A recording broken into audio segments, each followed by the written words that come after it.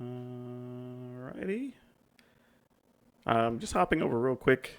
There was a thing here I saw when we logged in that let us actually sign up for some type of end of year stats. So I'm trying to do that and see if it'll let us, but it doesn't seem to be letting us. Let's see. Settings, just want to, yep, send me promotional emails. That's fine. Display name, profile. Oh, I guess it saved everything?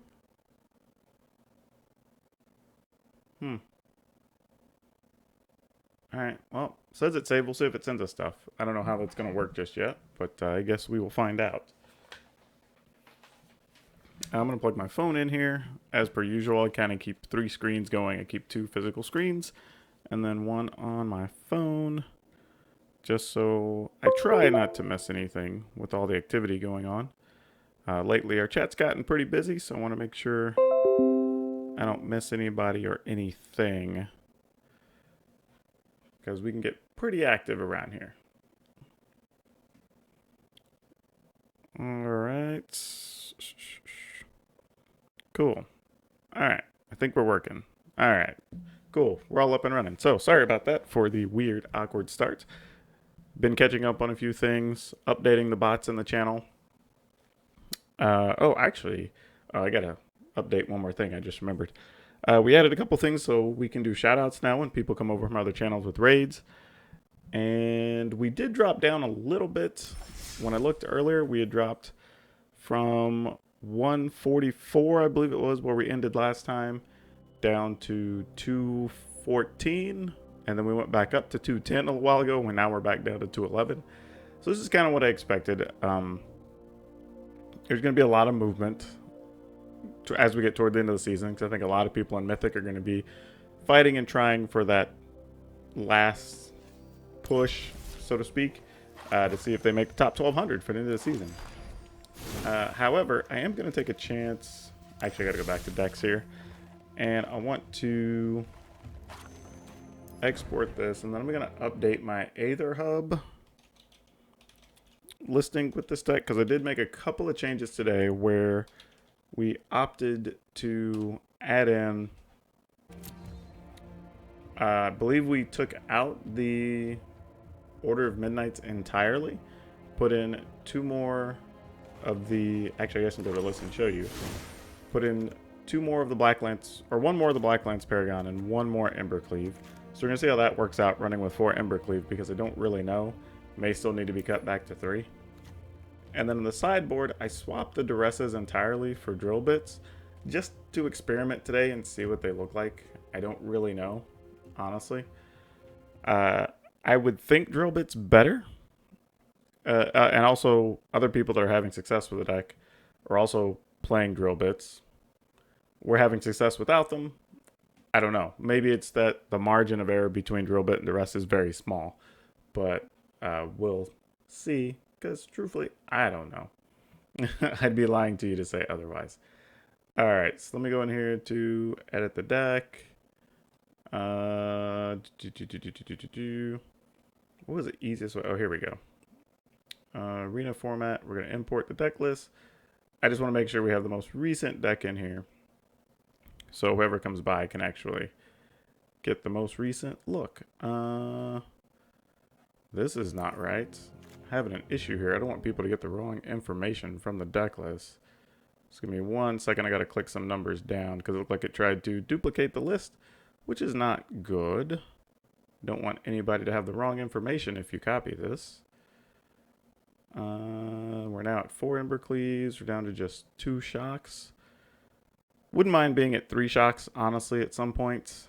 I don't know. Can't quite bring myself to do it just yet. Weird that I have extra mountains in there. We're at 8 swamps. So we'll get rid of these other ones.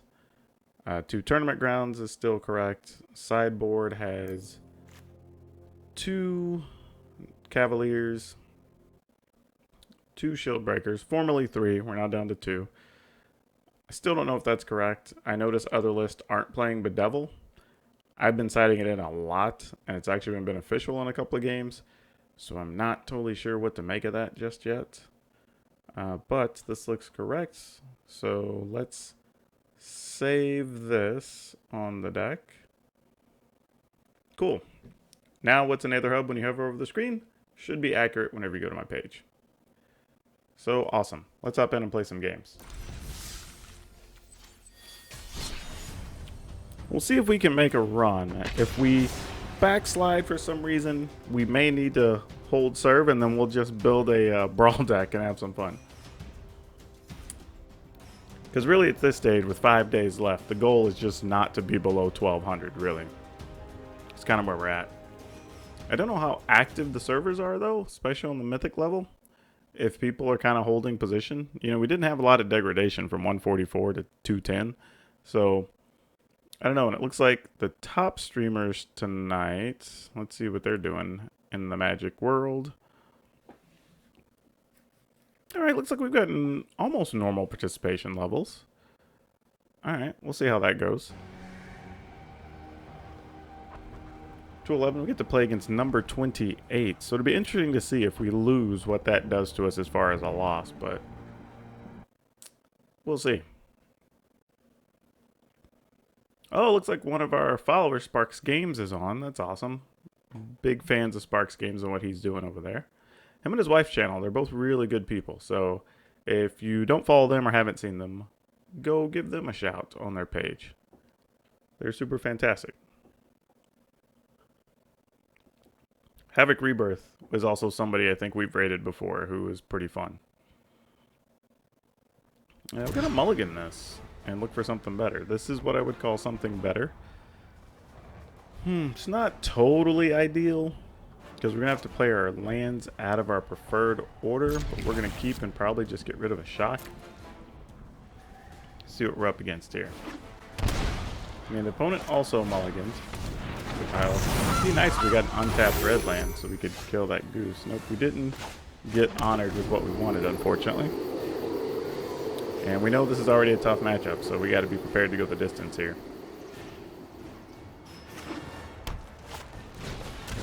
Alright. Cat and oven? Nope, they did not go cat oven. So... I say we just shoot the goose now. The opponent's down to 3 cards. We'll see what their land situation looks like. They might have kept a weird land.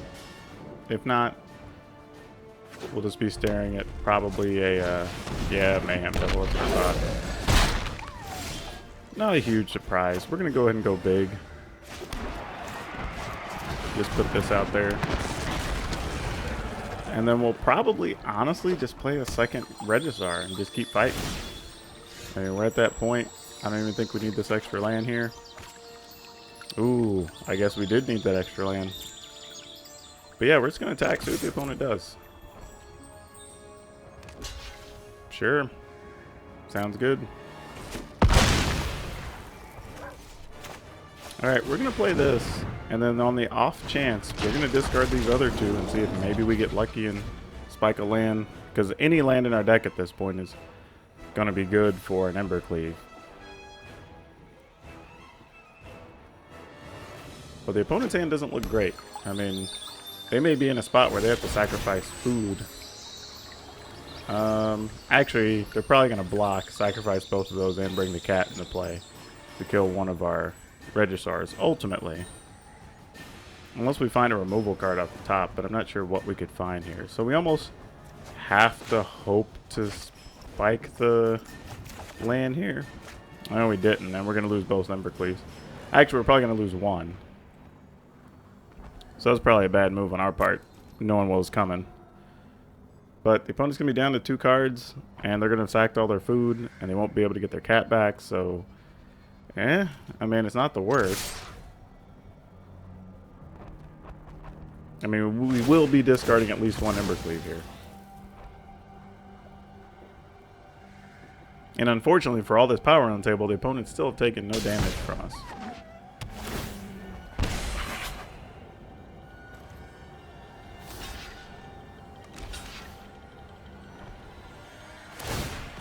Yep. I mean, we knew this was the whole play, so this is the only real line the opponent had.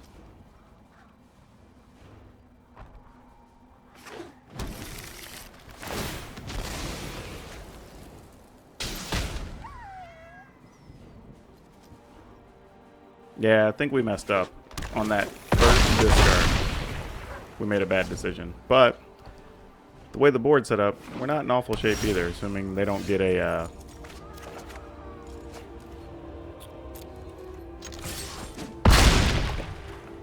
I guess if they do manage to get a Witch's Oven here, we're pretty bad off. Problem is here, I'm not sure if playing this Tournament Grounds does anything for us. But, I mean, then again, we're never going to get to cast the Embercleave anyway.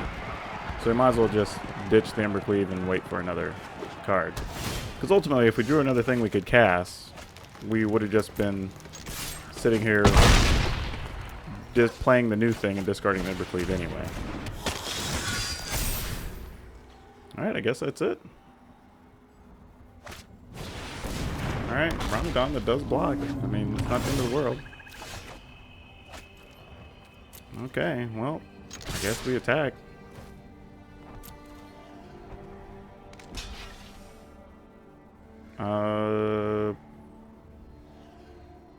Just gonna say opponent can take 2. So that's gonna become a 3/4 anyway.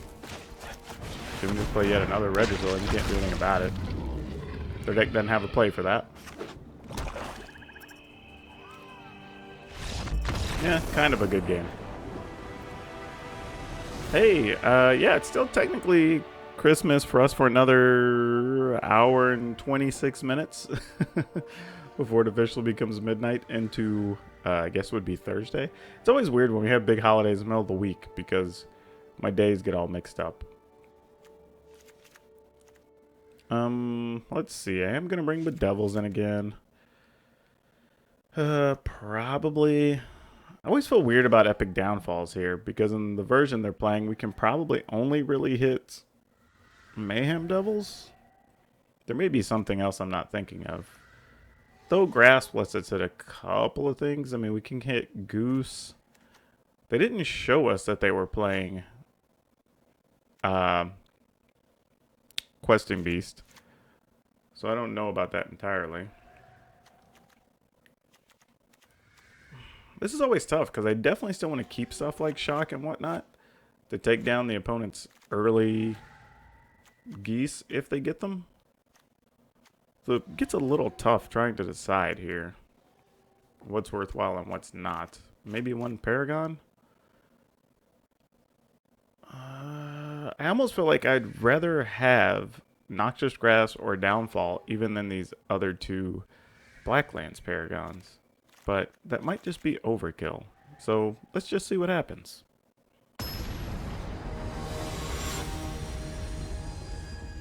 Truthfully, I think we got a little lucky there because my choice of discard could have very well turned into a punt type situation by just being a bad choice.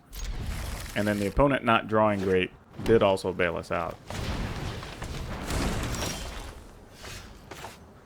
Yeah, this is interesting because this is kind of something we talked about yesterday where several opponents seem to want to bring in Love Structures against us, which probably means it's right to just go ahead and bring in the Noxious Grass, but we really don't most of the time. But, I mean, yeah, exactly. For Wicked Wolves, we probably should. I would have really liked to have drawn something else there, but this actually is okay. Because we can actually, depending on how the opponent draws, we can leave mana open to potentially, well, we know we can Murderous Rider if we want to kill his larger creature, and that's fine. And we can even take the damage once and then see if they decide to hit us with the Wicked Wolf. I don't know why I was blanking on the name there for a second. And this is interesting, you know, because we could just attack with the Stormfist Crusader and the opponent couldn't actually attack us. And that would give us all the time we wanted for whatever either of these cards, which is kind of cool. Don't hate it.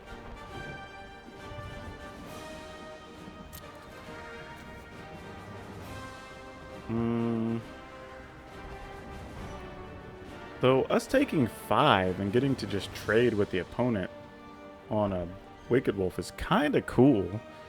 I don't really have a problem with that going to 12, really. This is taking a little more thought. Sorry, guys. I'm not trying to be boring here. I'm actually trying to figure out what to do. I'm actually going to not attack. And then see if by not attacking, we get the opponent to not attack with the Lovestruck Beast. And possibly just attack with the... or just play the Wicked Wolf. Wicked Wolf, because to the opponent, it's very possible it looks like we're just going to abuse the knight here. Alright, so that being what it is, we're going to use this opportunity to go ahead and kill a Lovestruck Beast.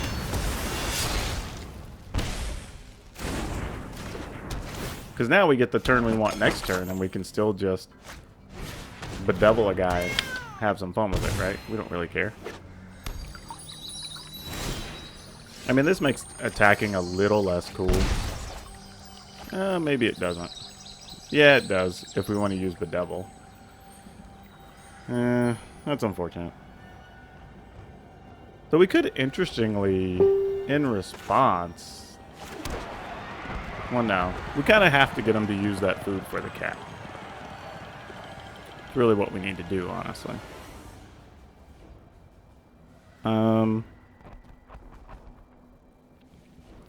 Let's see. If they... that's not going to do anything. Really have to decide what we're willing to give up to this Wicked Wolf. We could oddly just destroy the food, but that still doesn't solve our problem.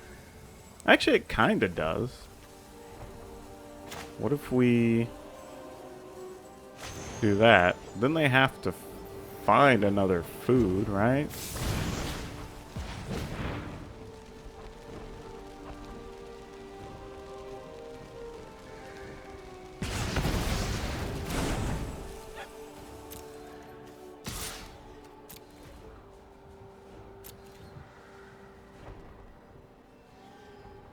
I mean, if they want to trade, they trade.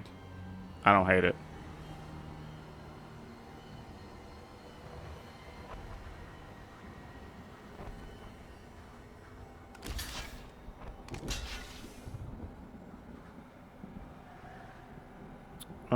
You know what?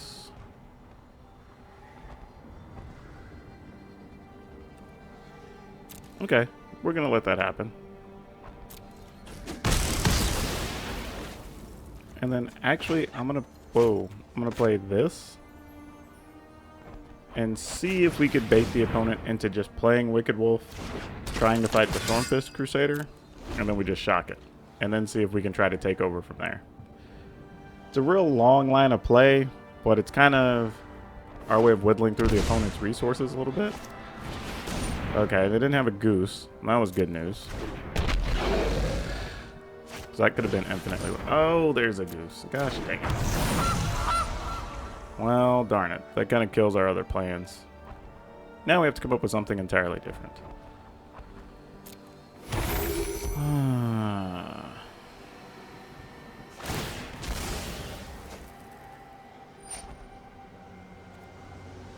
Alright.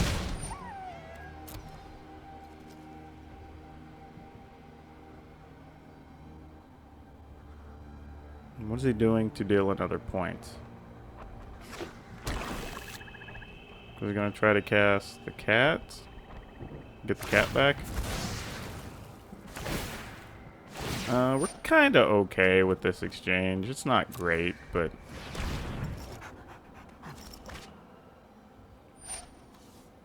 Again, I think I'm being punished for not being aggressive enough against this deck here. Because I believe that's how we've won more of our games in this match in general. Yeah, I think we just kill the goose here, just so they don't have a way to keep generating food. It's not the play we want, but it's the play we have. So we'll take it. Here, I think the play is Bedevil.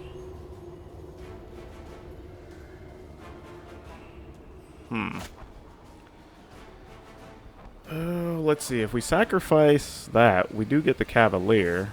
If the Cavalier dies, we do get one of those back, so that's not the worst either. I can't kill that with the... And we could just save this. Yeah, I think I like that better. Let's do this now.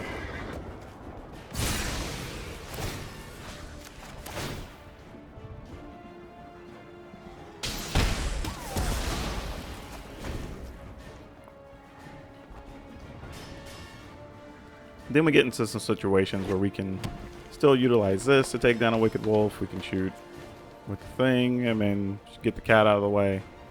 There's a few angles here. And with us gaining 4 life a turn, it does buy us a lot of time kind of trying to outlive the cat here. And we put the opponent on a situation where they kind of have to draw Murderous Riders. But at this point, if it dies, we do get a Stormfist Crusader back, which helps our draws out a little bit, and we're already sitting on some removal, which is nice. So, not really sure what the opponent wants to do here.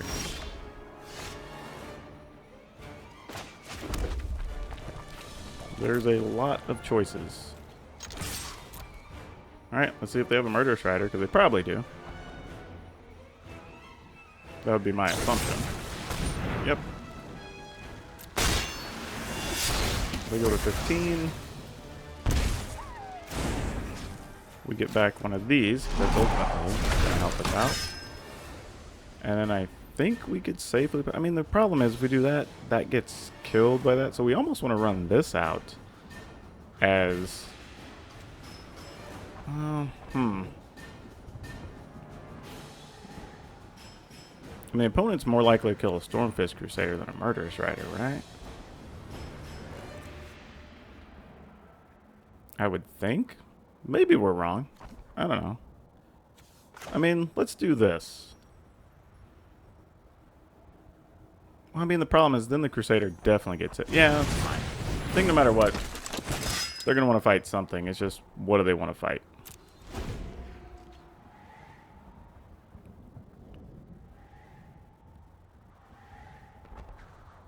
I mean, we are only at 9 life, so there's a few ways the opponent could sneak some damage in and get us.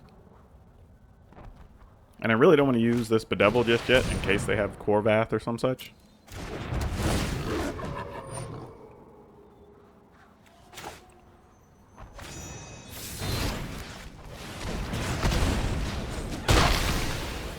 Alright, so that kind of worked as a removal card for... Yeah, exactly. Opponent would rather probably prevent 2 and then just block our guy. Especially since we went ahead and had to use the Bone Crusher Giant there.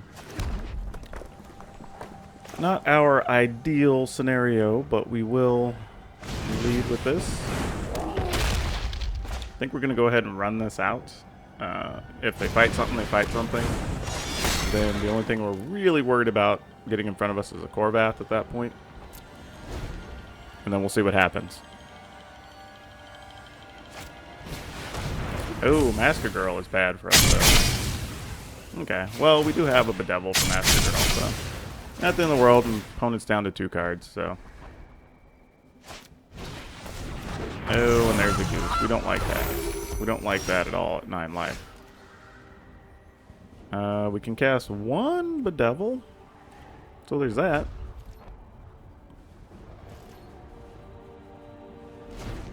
I mean, the problem is we've let this game go entirely too long with this deck and did not put any real pressure on the opponent, unfortunately.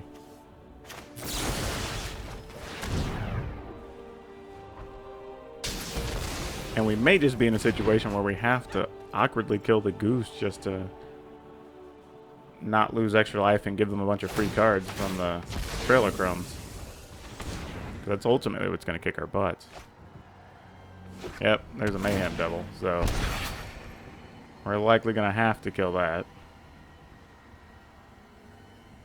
And then we're only going to have like 3 turns, really? Oh, well then, that's going to change things entirely. Yeah. We can move on.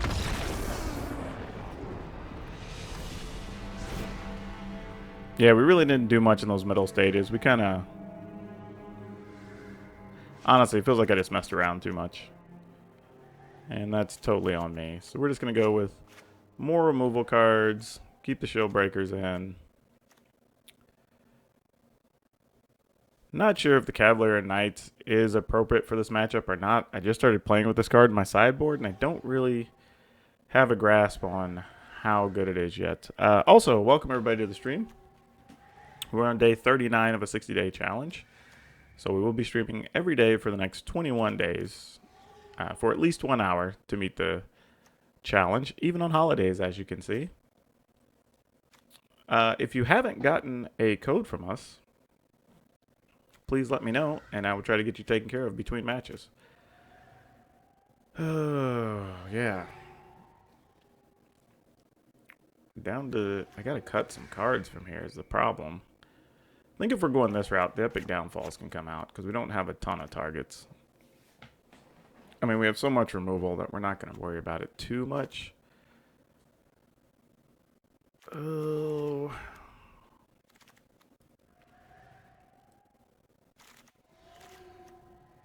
Man, I'm going to cut 1 Embercleave, just because I know they also have Brontosaurs. I still have 27 creatures in there. I guess that's fine. We'll see how this works out.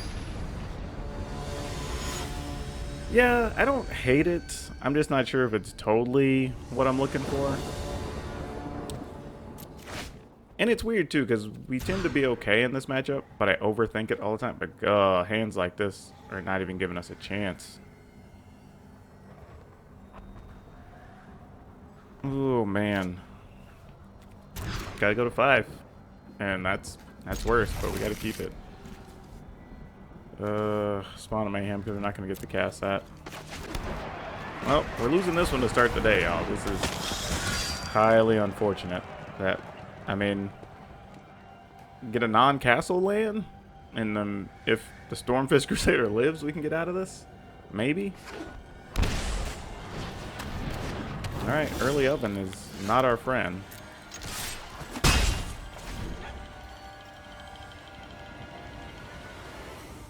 I mean, no chance the opponent's stuck. Yeah, exactly. They already have a cat, so it is what it is. Yeah. I'm just going to pack this one up. That was a whole uneventful game, unfortunately. We only dropped to 330, so that's not so bad. Sucks, though, because we do have a pretty good record against that deck, oddly. I'm just wondering how aggressive we should mulligan. Like, if we have a weird draw that is potentially playable with 1 more land, but it's all removal cards, if we should just keep that on 1 land at 7 or 6. I think for fun, while we're testing and whatnot, I probably won't, but I'm going to mulligan this. Yeah, this is marginally better. I'm going to keep Tournament Grounds, because it's like our 1 way to get to Embercleave, potentially. But yeah, while we're just testing things, I don't know if it's even necessary to worry about.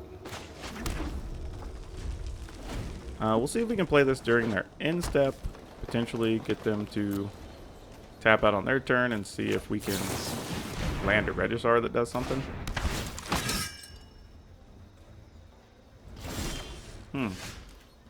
Opponent seems to be okay with this, which is peculiar. Then I say we just try to get other stuff out if they're not going to counter anything.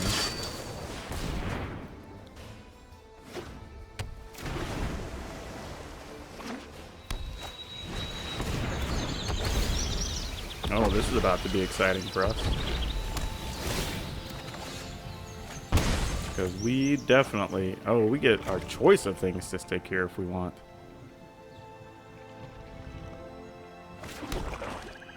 I was just trying to think if there's a way we could better use our mana, but I think Embercleave is it here, so let's go with that.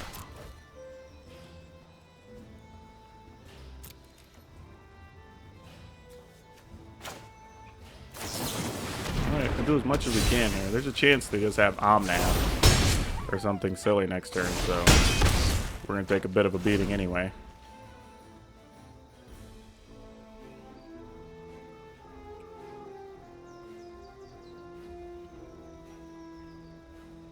Hey, Nifty Chris, how's it going?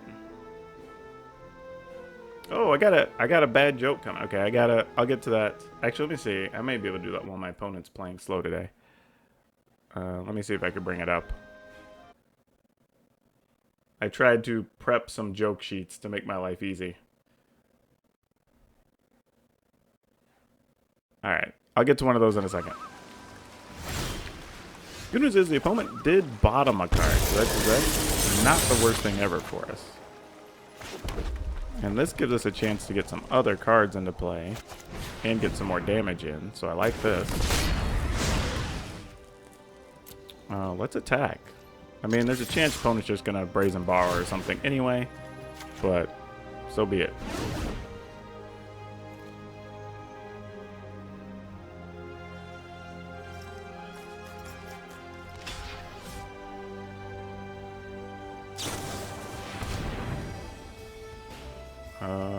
How do we feel about that? They return that to the top of our deck, and then maybe we just get to play it next turn? So then they block the knight and go to 1? Sure. Oh. They already missed their opportunity to block.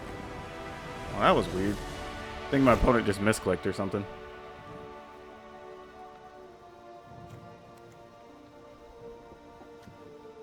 Alright, bad joke incoming. Since you cashed in for a bad joke, here it is. You can find me in December, but not any other month. What am I? Those look like they work. These might work. Maybe Cavaliers? I don't know. Probably not. But I can at least block Nissa lands if something like that happens. Shocks probably aren't as good. I don't think I can afford to bring in all these cards, honestly. The Devils probably need to come out. Oh, maybe even Cavaliers have to come out, truthfully. I'm going to take out 2 Embercleaves, though, because of the matchups, with them having more bounce spells and stuff. Nope. All wrong answers. By the way, hello, Zero Cool. I did not see you come in here. Thanks for following. Also, Zero Cool, Nifty Chris, I don't believe I gave either of you codes previously. If you would like one, I have some for Arena. Things are going pretty good right now, so I cannot complain. We're doing well on streaming metrics and whatnot. I also am going to get my first check from Twitch next month, so that's cool.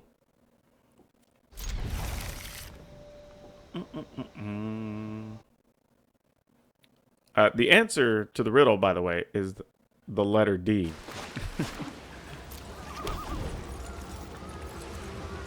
Yeah, it does feel good to get paid. It's random. Didn't think I'd ever just get a check from him, but who knows? The way things worked out, sometimes you get a little lucky.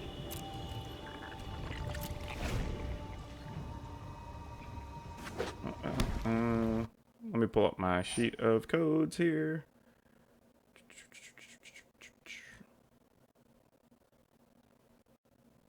There we go. That's the one I'm looking for. I have to shrink some of these windows. I keep way too much stuff on. I have terrible desktop management. I'm the worst. Yeah, you get to have that guy. Why not? We'll shoot him down while we have the opportunity.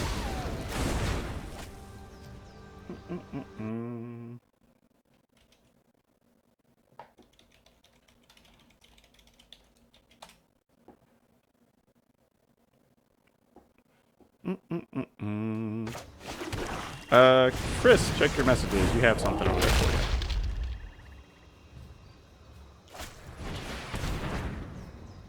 Arcane Librarian. Yeah, it's still Christmas for me. It's Christmas for me for another hour and 3 minutes. So it's only, I guess, like, kind of Christmas. But yeah, still Christmas. We'll just attack with that, I guess.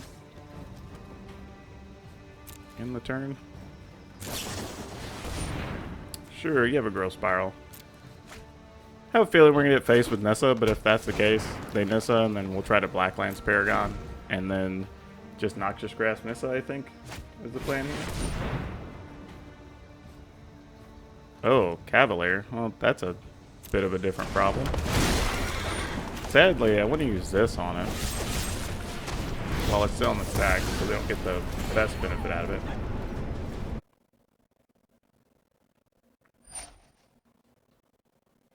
Sure, resolve. Go for it. Oh, that's not what we want.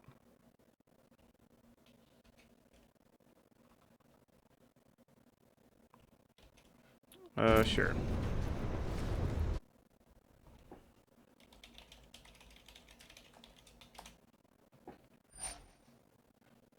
Okay. Arcane Librarian, you have a message. Check it out.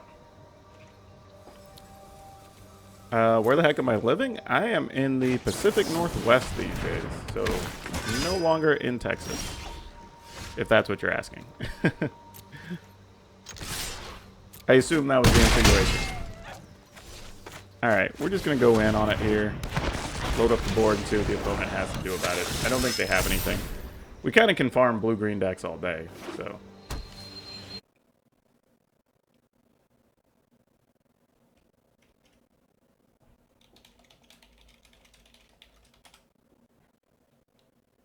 Bowman, check your messages.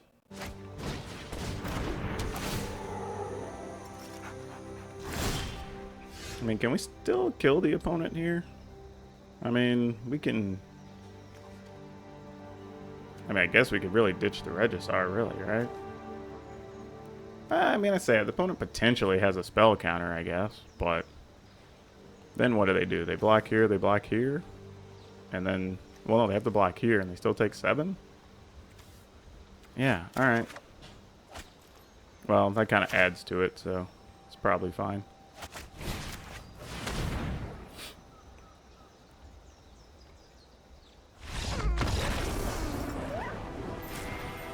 See me in person since the late 90s, then I don't recognize the screen names. You could be anybody. I mean, considering how many tournaments I organized and worked in conventions and tournaments I played in and how many people came through my store, I have no idea. That screen name could belong to anybody. That's nuts. Like, we beat somebody. Well, that's not true. I guess we went up like 100 places. I guess that's fair.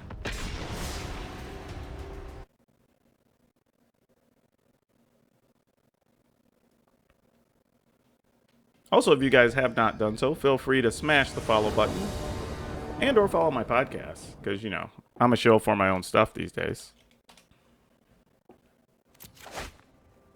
Or if you just want to swing by in the future and say hi while we do crazy things on the channel, that's always awesome too. As we get toward the end of the season, we're probably going to have the stream or the chat build a brawl deck that we'll end up playing. That's true. You haven't seen me since the late 2019s. I probably should have left that open to shock something, but meh. Then, of course, I say that, and he'll play like turn 1 Goose, and I'll be hating myself. Though, honestly, I should leave it open on principle, because there's enough mirror matches these days that I have to worry about that. Oh, but they didn't have anything. I got lucky.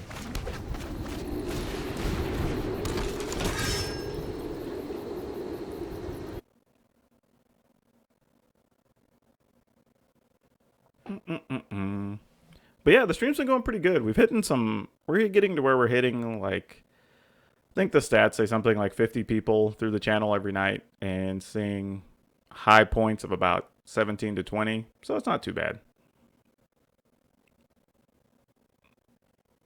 And then usually getting, like, anywhere between 2 and 5 new followers a night. So we're making pretty good progress. I will accept it. I think I just want to attack with this. Just trying to think, what's the opponent going to do that I would be bothered by? Right now, probably nothing. I'm just going to do that. Because if I do draw one of the Ember Cleaves here, I can just cast it next turn, no matter what.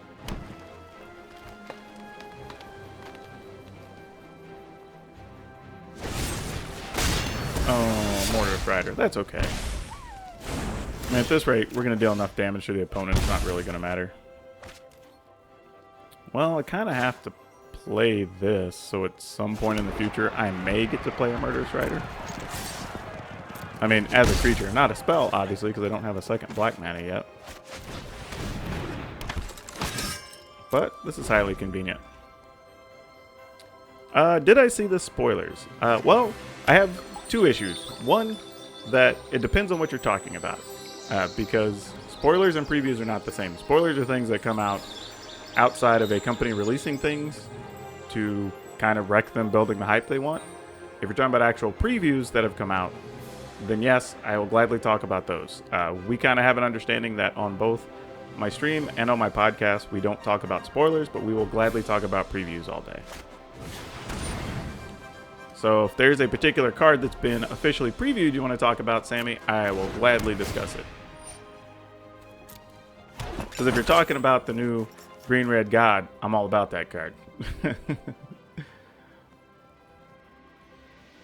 I think we've reached a point where a lot of people use spoilers and previews interchangeably, but for my personal clarity, I like to keep them separate so I know which we're referring to. Because offline, if you happen to see me at a tournament or something, I will gladly talk about even spoilers, but I won't really direct people to spoilers or talk about them in public space because I don't think it benefits anybody really to do that.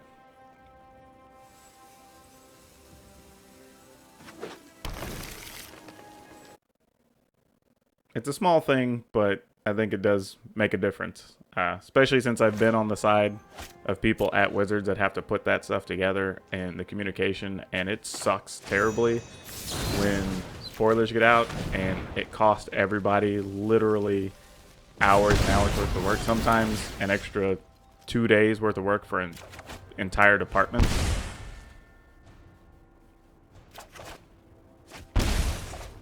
Yes, Grey Merchant was officially previewed. And yeah, people are hyped about that card. Oddly, surprisingly, I'm kind of slightly indifferent. I think the card's still good. The one thing I would say is caution yourself a little bit on the hype around the card, because there are people who remember it being great, but it was also at a time where the decks also had Thoughtseize and Pack Rats. And both of those cards are really damn good. So they were also carrying a lot of weight in those decks that people didn't like. Let's see. What's the worst that could happen if I were to play another creature here? Probably nothing. This becomes a 2/3. Yeah, it's gotta be fine. I mean, the opponent's really done nothing here, right? Other than just play lands, sack for food, play some permanents that did nothing, and kill a dinosaur. But don't get me wrong, I do think Grey Merchant is good. I think there will be some mono black decks. I mean, even this deck, really, if you take out the red, there's other creatures you can sub in some of those spots and other removal cards, and then you can add 4 Grey Merchants if you want to for your top end. The other thing, too, is Nykthos also existed, and I don't know if they're willing to reprint Nykthos, which could at times make it hard for you to cast a Grey Merchant. So it's a little hard to tell where everybody's like hype meter's coming from. I think they're remembering the card being better than it was because it was almost just like a finisher in the deck when the other cards in the deck were also super spectacular.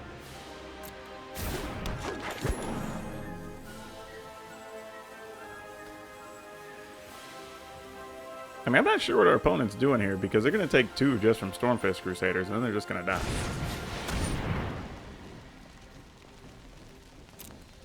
Yeah, sure. I mean, that still doesn't change anything. You get to block here and here. Gain 2, go to 7. We'll just go ahead and negate your 2 now, because I'm not going to get to shoot your creatures and do anything. Then they'll go to 1. Gain 2 to go to 3 when they block, and then they'll just take 4 and die.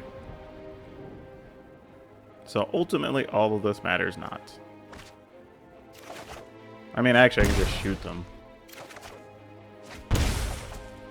Just to save the pain.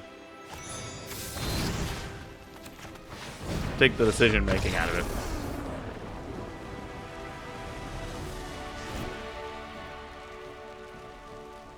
Oh, you played mono blue last time. Mono blue was a good deck, truthfully. Can't really hate you for that.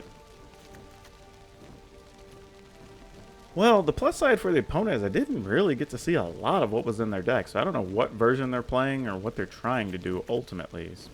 I'm just going to go with these on the off chance this is kind of what they're aiming to do, and we'll see. I don't really know. Embercleave is super important in these fights. These Black Lance Paragons, not so much. Spawn on Mayhem's actually decent because they don't have a lot of flyers either. And Noxious Grass also kills Korvath, the big dumb dragon. So we don't just want to cut that willy-nilly either, but we may have to with all the other removal we're going to have. Yeah, I think we gotta.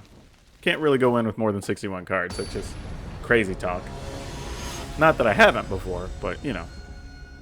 There's also a lot of players. We noticed this last night and the night before. There are a lot of players in the percentages that aren't in the ranked numbers yet. And that's a big deal coming up toward the end of the season because these people are grinding. So it'd be interesting to see as we get to the last 2 or 3 days what it really looks like. We'll keep this since we can effectively cast everything in our hand. We'll go ahead and put that into play. Oh, yeah. So, Sammy, you didn't like your friends a lot. Overloading Cyclonic Rifts. But yeah, no, that was a really good card in that deck. I mean, and that's what I'm saying, though. Like, Nykthos allowed a lot of things to happen that I don't think we're going to have again. I mean, I don't know. Maybe in Wizard's Head, they knew they were going to have Pioneer. They knew Nykthos would be a good card. So they reprint Nykthos in Theros to give a chase card that people want. But, like, I don't know. I mean, if Nykthos gets printed, you're still talking about it probably being a $25 card in Standard. Because people are going to play multiples of them in several decks, I'd imagine. But, I don't know. Could be wrong. I mean, truthfully, it's ultimately completely up to Wizards. I mean, I have no idea what they are or aren't willing to print at this point. So, I don't even think I'd feel confident speculating even a little bit.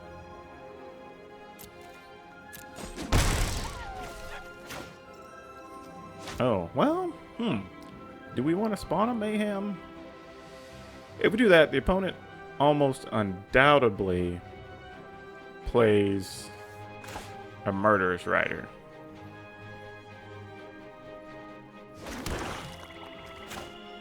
But you know what? Let's do it anyway. Because they're playing Murderous Rider, they're not playing much of anything else. Unless they want to try to get an early Korvath into play. Which they might. Because I could see a situation where they play Korvath and they decide, yeah, exactly. And we have an answer for Korvath in hand. So, this works out great.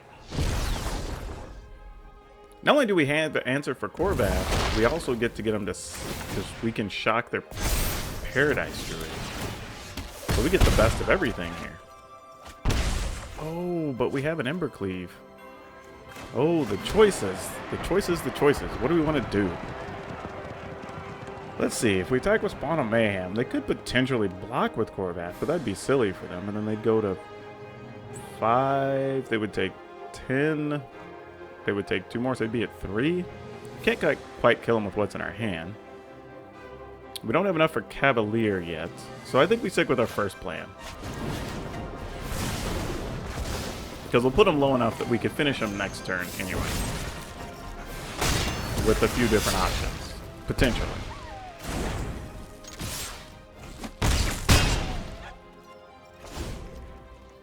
Because now, if they're using removal cards, they're still kind of up against it. Because these are going to be, either one they leave is going to be doing damage during our upkeep. They won't be able to block one.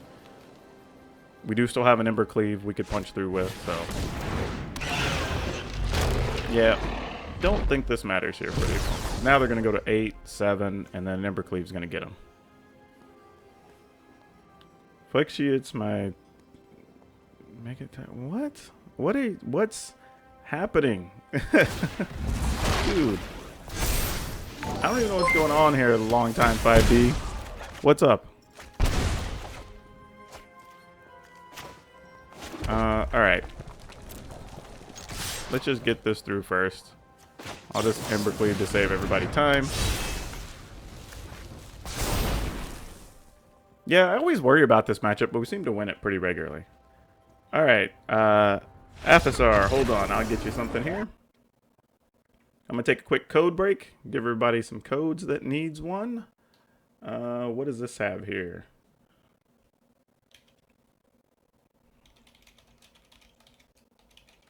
Also, thanks for the follow there.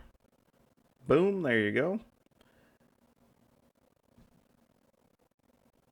I don't know what longtime 5D is doing or saying there. It's so weird. What's funny, and I feel bad, like if I know you long time, just let me know who you are. I have no idea what's going on with that message. Like, I have literally met so many people through Magic that if you come in just saying stuff, I have no idea how to take a statement if I don't know who it is.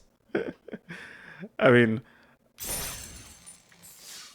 hey Plumber, what's up, man?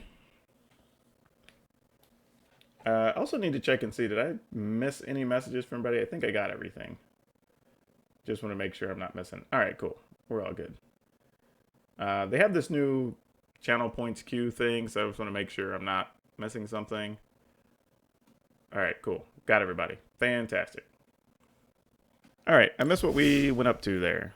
Oh, only 159. So it's about where we finished last night. We finished at 144, I think. And then like I said, when I got on, initially, we'd only dropped to like 150.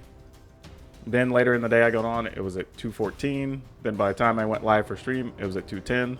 While loading, I went to 211. So it's like, we're going to be moving up and down probably within like a 15, 20 easy, just some range once it settles. But for now, each win or loss is anywhere between 50 and 150.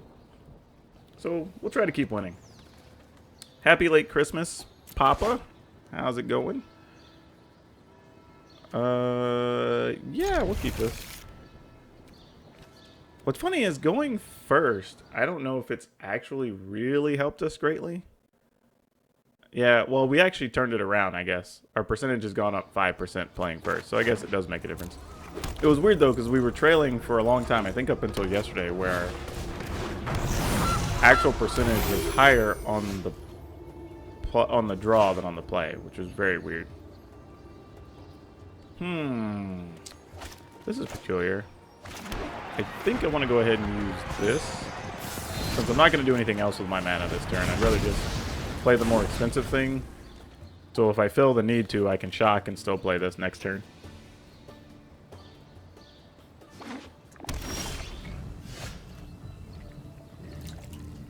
Oh, yeah, no, I don't remember either, but it's okay. Like, sometimes, I mean, I'm telling you, man, when I'm on here 39 days in a row, some of this starts to blend together.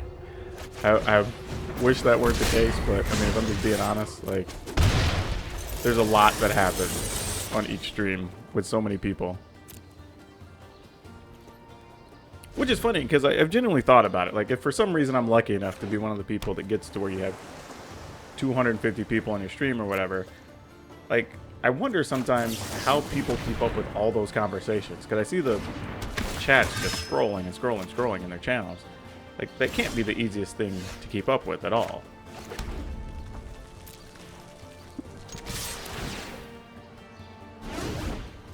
Opponent have anything for us? No? I'm tempted.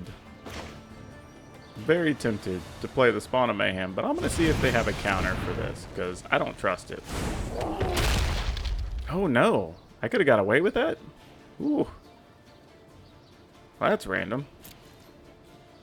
Oh, okay then. Let's see what happens. I truly don't know what's in my opponent's hand at this point. I mean, they're sacking food just for life at this point, y'all. Their hand must be real bad.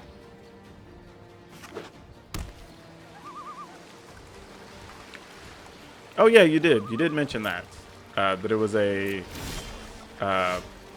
Magic Fest. I actually saw some people talking about that on Twitter the other day, some people I know, so it's probably going to be a pretty big event. And I think, is it one of the ones that's Pioneer to start next year as the format? So that'll be pretty popular, I'm sure. Night Pack Ambusher. I can just kill an Ambusher. Let's see what they want to block, though. Actually, do I even want them to block? Because they're going to take 4, 8, 9. That would put them at 8. They could play Nissa next turn. Could untap a Breeding Pool, which would make it kind of awkward.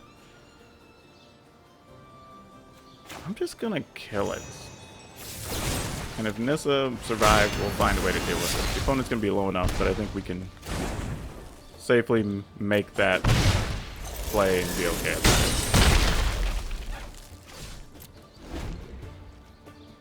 it. Oh, it's Modern. Well, Modern's good anyway down there, because Modern is huge in Texas and Oklahoma. Like, even now, with Pioneer having all the hype, Modern is definitely the format of choice in those two states.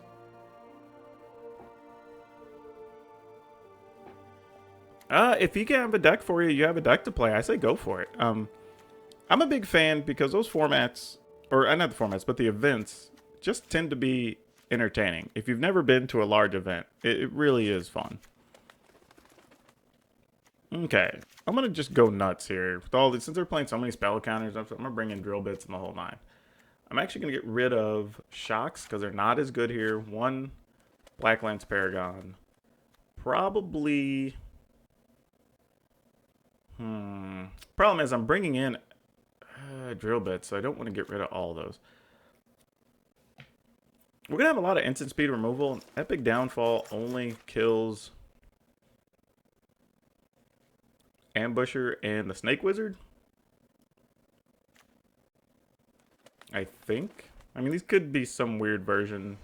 Well, again, they're probably going to sideboard in Lovestruck Beast against us because a lot of people do that, even though I guess our version, it doesn't seem to do much to us. Like, I don't know what's happening there. Maybe we don't want the Cavalier Knights. Maybe we don't want Epic Downfalls. Ember Cleaves are less than exciting here, really. We've won these without Ember Cleaves many times just because the opponents end up having Brazen Borrowers and the Aether, whatever, and bounce it, put it in our deck, stuff like that. So let's... I'm going to cut them. I feel crazy in doing so. No, I'm not. No, I'm not. All right, I'm going to cut the Paragons. And 1 of something. Probably Spawn of Mayhem. Though it does fly. Yep, that's what I'm going to do. If I was on the play, I'd probably do this a little bit differently. But on the draw, let's see what happens. Yeah, they can't be grinding. That is true. I mean, and here's the weird thing. I was talking to somebody about this the other day. That I'm one of those weirdos that, like, I get in the morning, I'm carrying around snacks in my bag, and normally have, like, gummy bears and other stuff or whatever. So, like, I tend to keep my energy up, and then by the time I get to the end of the day, I've been on car rides back home where everybody is spent, but I'm just, like, ready to go again. So, like, I think it affects everybody differently.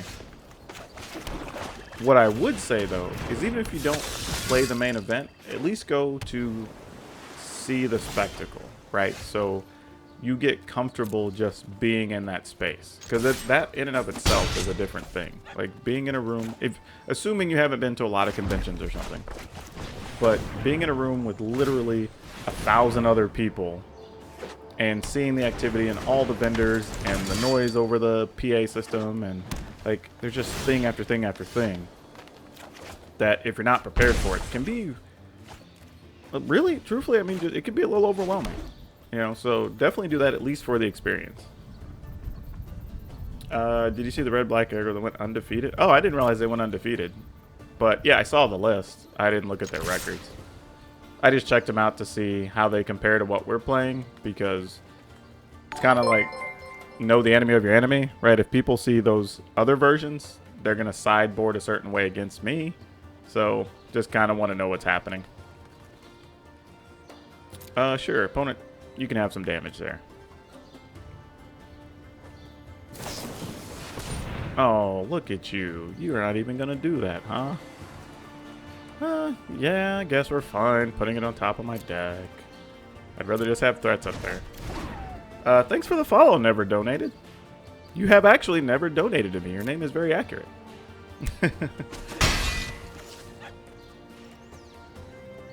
Oh, cool. Yeah, I would love to play the mirror. I probably need more practice with that, truthfully.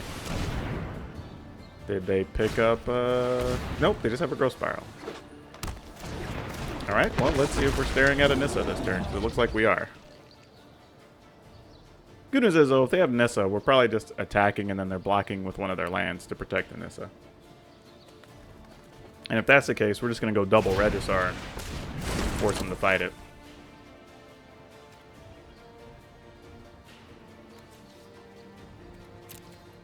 Aether Gust is annoying against us, but it's not awful, you know? It's kind of like it's a thing we know exists, but we don't greatly care about it.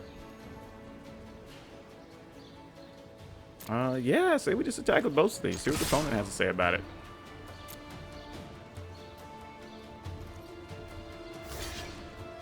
Also, Never Donated. If you'd like a code, just let me know. I'll hook you up with one.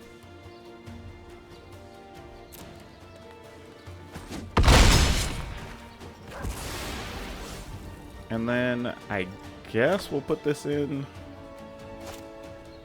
We'll put it in untapped at least. See what they have as far as creature. I mean, this is where you have your Lizard Wizard.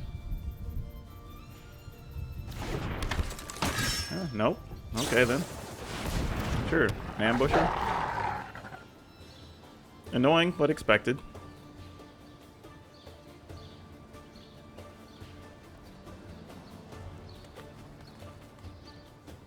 Cool. I will put you in the queue to take care of you. I'll try to do it between my opponent since he's playing a bit slower here.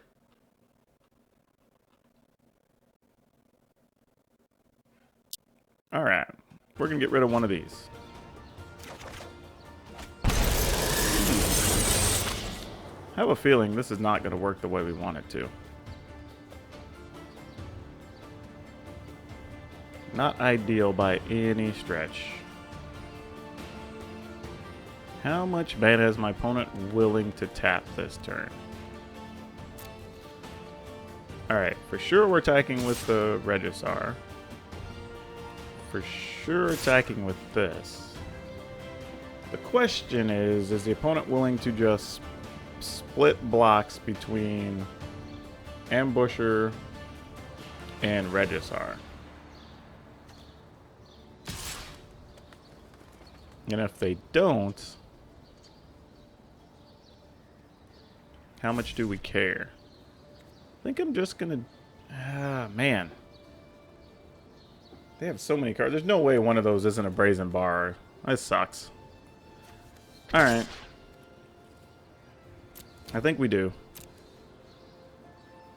I mean, it's possible it's just a second Ambusher, and then none of this matters anyway.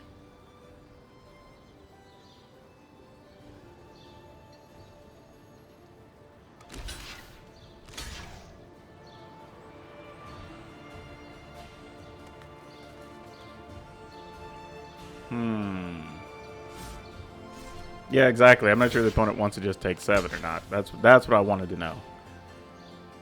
So this kind of tells me there is. So I'm just going to spin the mana anyway, and I'll just replay the Knight. Or at least attempt to replay the Knight.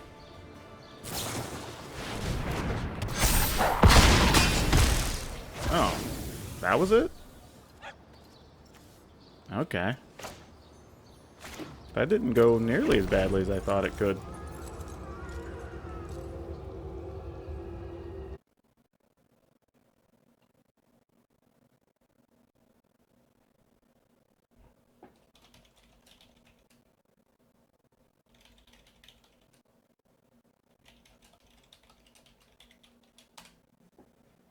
Alright, there's a Nissa. Be wary of the So we get a little bit of a free pass for a turn.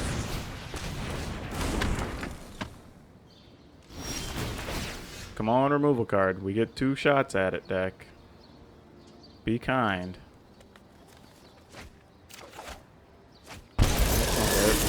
That's not it. Oh boy.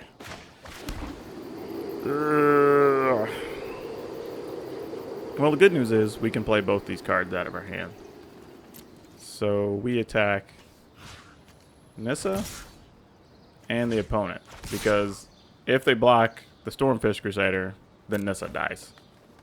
So, that's fine. If they have a second Nissa, so be it.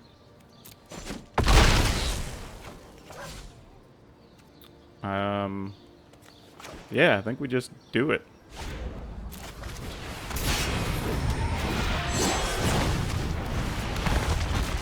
I mean, hands empty, we can draw cards when we need it. I mean, it is what it is.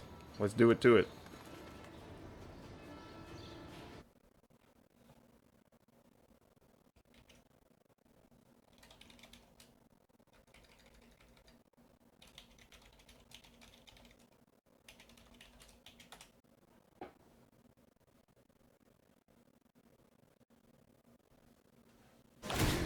Okay, well, that's definitely a thing, I'm not gonna lie. I think we're just gonna go to the face of the opponent at this point. And it's dumb as it is, we're gonna probably leave Rotting Regisaurs on blocking duty. Which sounds so insane to say out loud, but, you know, situation is what it is. Oh, well, both of these randomly help a lot, actually. Huh.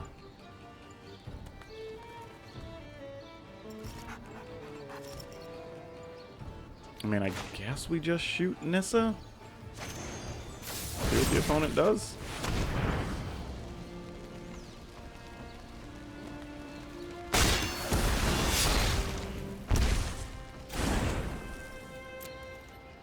Attack would just spawn a Mayhem, which seems so weak from this deck, but it's what we gotta do.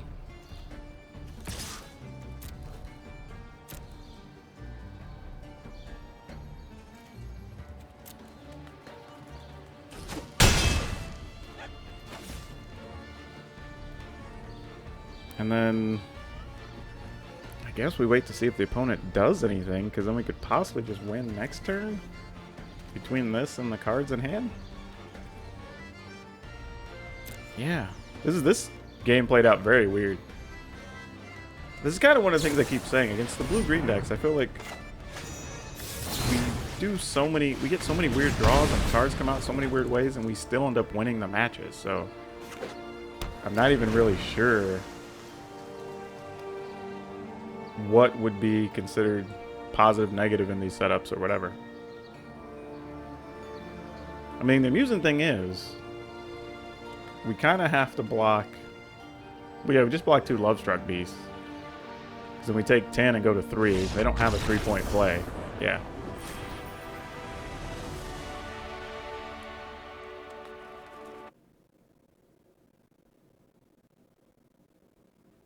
Let's see. Taking care of something for somebody with the code here. Let's try.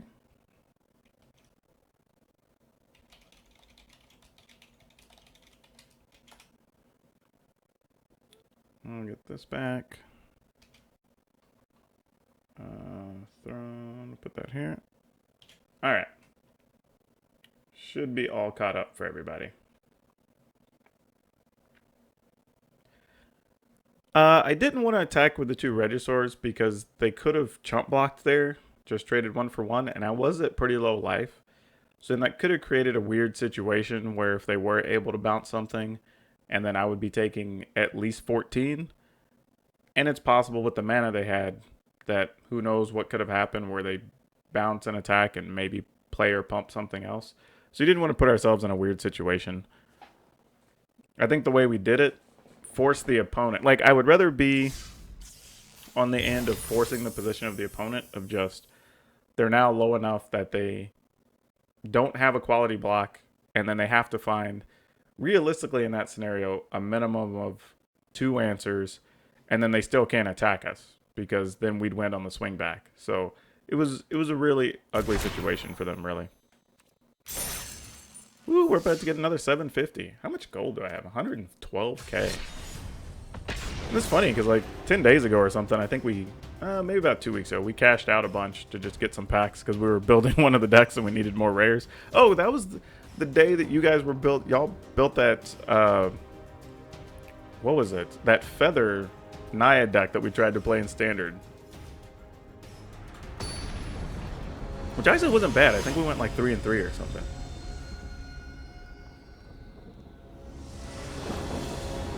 Yeah, I'm with you, never donate it. I can't, like... Well, at the end of the night, I'll show you the graph I have on MTJ Tool, and we're winning a huge number of games against almost any blue-green deck, truthfully. This is kind of awkward to be going first. I'm a mulligan and gamble. Oh, that was a good gamble. I'll take this instead for sure. Though I think I'm getting rid of this, because we're still going to be a good bit away from that. The other thing I like about this version too is even just having a couple of shocks as tool because nobody's playing shocks. Oh, there's the mirror. Look at this.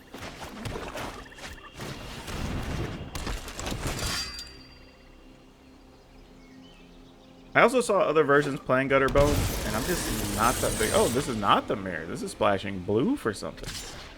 This is very interesting. Got my attention now, opponent. Oh, for that. Well, that's a good reason.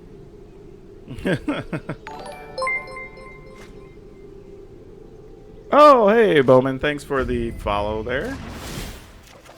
Man, draw another Mayhem Devil. Or, Spawn of Mayhem. So I was hoping we get one just to be that guy.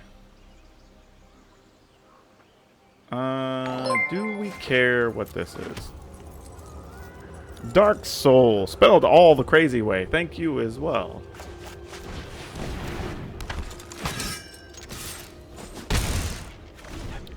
Yeah, that's true. It could be a Fire's deck splashing black. I'm not sure why they would need Gutter Bones, but that's possible. Hey, tiny little dragon. I should have... You should follow me. I need more dragons in the brood. That would be awesome. Oh, well, this guy's annoying. It's Death Touch, doesn't it? Yeah, it's Death Touch and Afterlife. Garbo. Well, what's sad is I'm actually going to use this dang thing against that. Because I hate life. Yeah, tiny little dragon. Welcome to the brood, my friend. Though, I think we're kind of okay with the opponent just blocking one of them, right? I mean, because they can only block one.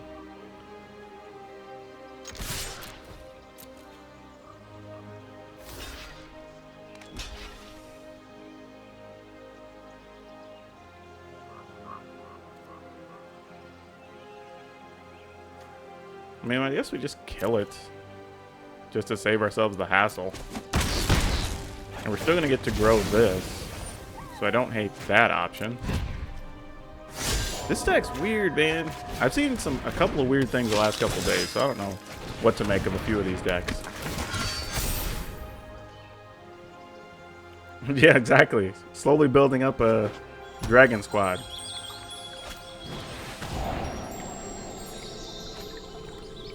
John Reanimator. Alright, that's probably cool. I assume you're trying to get the big 7/7 dragon into play? Oh, well, this is exciting. This changes everything. Alright then, deck. Way to party out of control. Let's do it.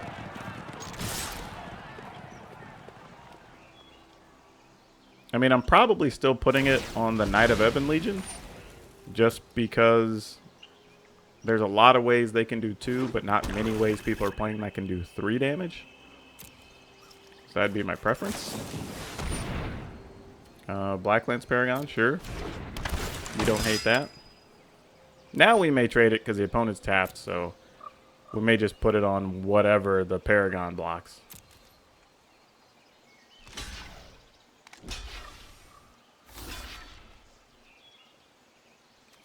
Sure. And then this kills them? Yeah, because that's 5 and 2. And then they won't gain the life because we first strike them. Yep, exactsies. Ooh, Deathless Knight. I like that. Okay. I can dig that. That's probably really hard for my deck, honestly. Oh, okay.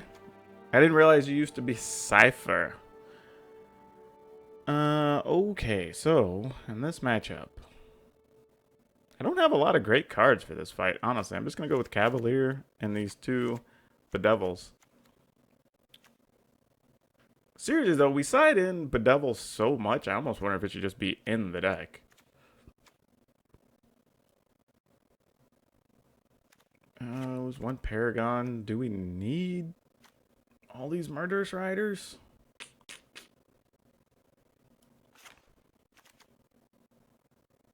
The weird part is I have no idea what we're up against. Like, my opponent's deck played some cards that looks like it's really just Rakdos splashing blue for Thought Erasure, which,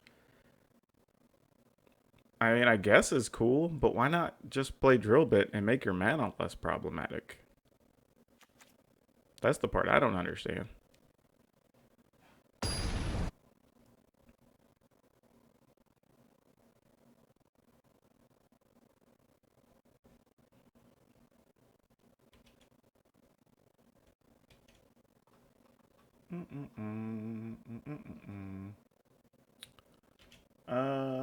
Well, don't like this hand for sure in this matchup, so let's see what else we get.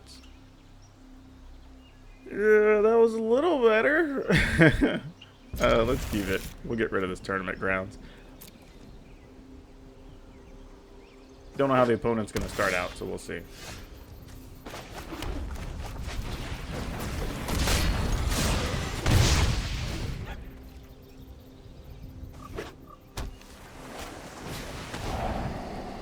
Feel free to Thought Erasure.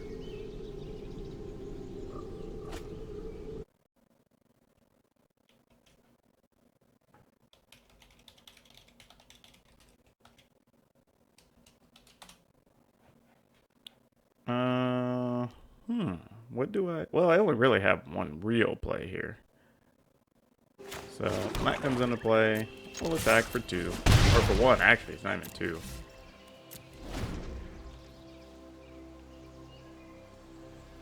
Problem is, now the opponent knows we have Ember Cleave, so if we find another red land... Oh, the opponent's stuck on mana. Still might have some kill cards, though. I don't want to show him the other red land yet, because I don't want them to know. They don't even have a Paragon of their own? Oh, that's a bad draw for them. Oh, and they got Abysmal Backwater. Is there one card to come into play? That sucks for them. Well, you gotta do it. Oh, they didn't have it. Wow. Yeah, that's real rough for them. Especially since almost no matter what they do, I mean, we could move over Ember Cleave to the Fervent Champion for free. Too. Yeah. Well. That's important. Hey, never donated. Check your messages. I have another option for you there. Oh, Soul Vixen got me on the bad joke. Okay, actually, we're back up to 73. That's awesome. Welcome, everybody, to the stream, by the way. We are on day 39 of 60 of a ridiculous 60-day challenge. We will be doing this for 21 more days, so please smash the follow button and come by and be part of all the shenanigans we do, because we do a lot of things here. We go through collections when I buy them. We have the stream build decks that I have to play. We do giveaways. We do box openings. Just a little bit of everything. However, Soul Vixen just cashed in some points to get a bad joke out of me. So let's see. Okay. I saved some specifically for Soul Vixen because they are a fan of bad jokes. So, Soul Vixen, I want to be serious. Like, I was thinking about telling you a time traveling joke, but you just didn't like it. That one's pretty pitiful. I'll do better next time. I'm just going to delete that one from all future history. I probably will never tell that joke again.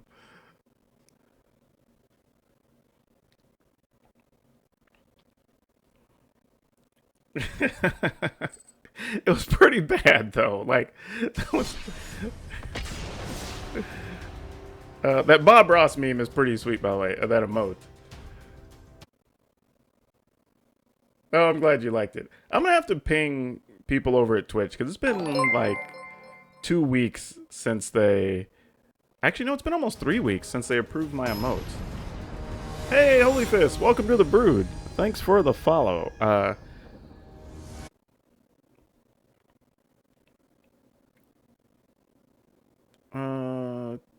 Well,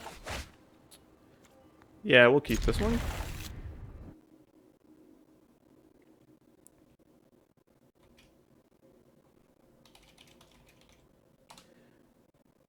Let's see. Skipping through some of my windows here. All right. Cool. Oh, so yeah, so Tiny Little Dragon, I owe you a code, so I'm going to put you in the queue to get you one. And then, I guess Holy Fist, you're not participating in the chat, but if you would like a code, just let me know. I'm glad you like that one, Soul Vixen. I thought it was pretty bad. Even for the jokes I've been telling this channel, that was pretty rough. Alright, well, we kind of know what we're up against here then. So then let's just make sure we don't mess this up and get at least 2 red lands into play first. And we'll attack here.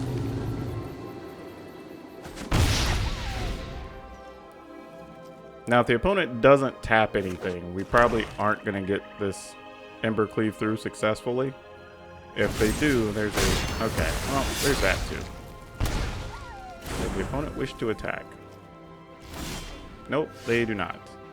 Though I like this quite a lot.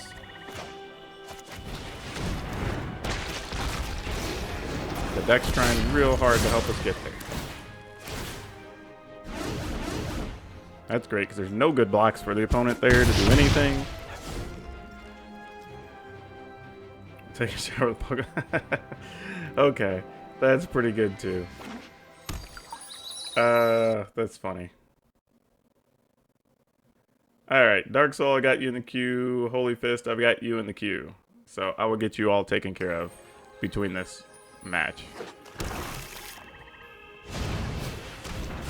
Oh, I hate those things. But I guess it's okay since we have a Rotting Regisaur. Yeah, I'm gonna get rid of that because we already know we're just gonna play this Ember Cleave, right? I mean,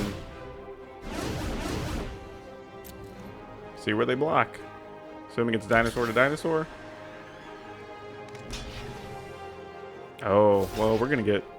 Oh, that dinosaur gets all the loving. Look at that.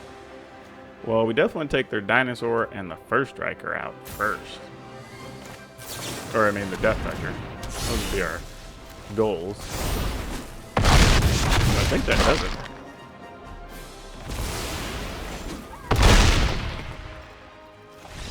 Yep. That was not all that difficult. So the opponent was playing black-green something. It looks like possibly black-green adventures? I don't know if that's correct, but if so, I think we can use quite a few of these sideboard cards. Hey, D&D! How's it going? Did we not get you a code previously? We didn't. Alright, I have you added to the queue as well, D&D. I gotta take care of 4 people after this round. But I want to make sure everybody gets something. I don't want anybody to be left out of the fun. Okay, well, with all the removal we're bringing in here, I'm going to forego Blacklands Paragons.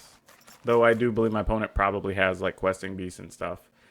I don't know if we'll need them with all this extra removal.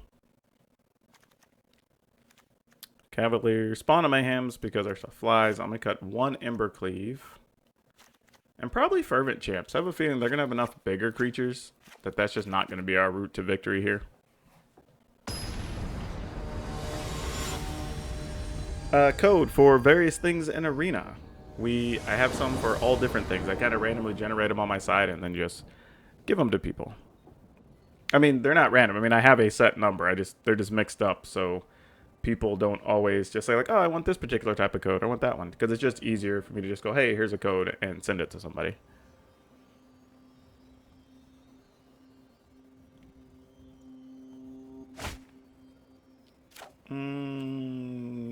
Yeah, we'll keep this. This is at least doable. There's a few bits of removal. Maybe we stick a big creature. I was hoping it was going to be an innkeeper. I would have loved to smash an innkeeper there.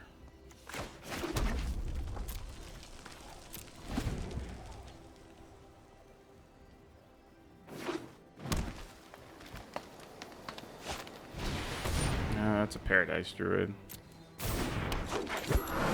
We're not going to have too many good spots to use this. So, I mean, I guess we'll just go ahead and kill this token, sadly.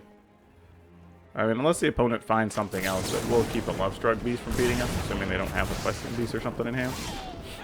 Which they might. If they do, then we'll at least get to kill a Paradise Druid, and then we can Murderous Rider the Questing Beast.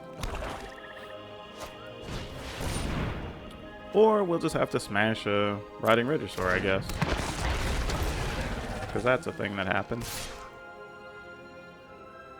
The opponent does not want to put that at risk. Fair. Smart.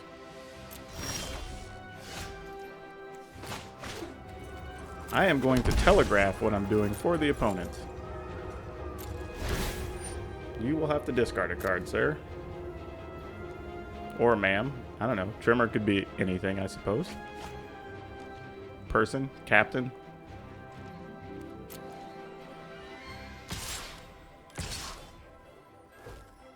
Ooh, they are giving us the opportunity, which is very tempting, but I think I'm just going to try to kill a Riding Regisaur.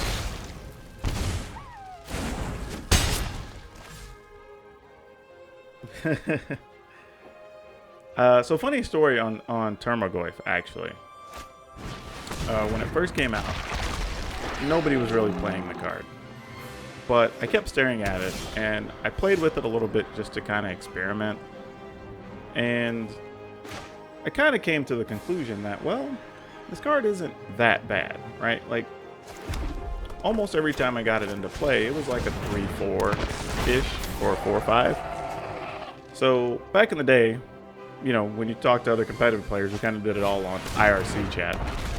So I went on one day and I asked some of the better players I knew, and I said, look, if Wizards printed a card that said it was one colorless, one green, and it was a 3-4 creature, and you were playing an aggro deck, would you play it? And they were like, yeah, of course I'd play that. I was like, okay, interesting. Then I was like, okay, if everybody believes that, then this card's better than people think. That was literally as far as my logic went. So then I genuinely just started picking them up. I was trading for them left and right. People thought I was insane, but ultimately I ended up with like a stack of them. And this is when I had my store. So at one point, I think I for all had like, I don't know, maybe 20 Tarmogoyfs or something. Actually, no, probably like 25. And my business partner at the time was concerned. He's like, why are we buying these? Like, he's like, they're not that good, blah, blah, blah. Like, he was on the exact opposite end of me. So he's like freaking out that I'm like, yeah, we want to buy all these for, and we were, I mean, I think we had them priced at like $10 at the time when they were still like $5 cards. But I was like, no, this thing's eventually going to be better. We shouldn't just be getting rid of them. You know, doing everything he disagrees with, you know, thinking it's a terrible idea. But ultimately we were vindicated. The card ended up being spectacular and it was awesome. So I just got a little lucky. One of those times where you kind of just like, trust your convictions, let things come through, you know.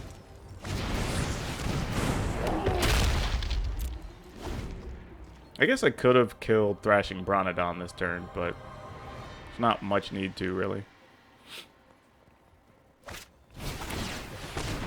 Your downfall. Take some damage. I don't mind. Attack me for 8.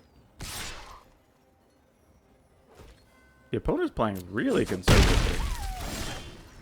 Not that I hate it. I mean, it kind of benefits us, but a little surprising. Okay. So, What do we want to do here? I think the play is just get this out of the way. Because if we can just start trading, we have the advantage here. Because we can gain the life. Then next turn... I mean, with our luck, they're going to draw one of those stupid 1/1s with Death Touch, but... I feel like we really can't sit around and wait too much longer. And if we can at least create a situation where they're incentivized to block with the Bronodon, eventually one of the 3 Embercleaves we left in might still be relevant. Dude, right on cue, they drew the dang thing. That's so funny. Ugh.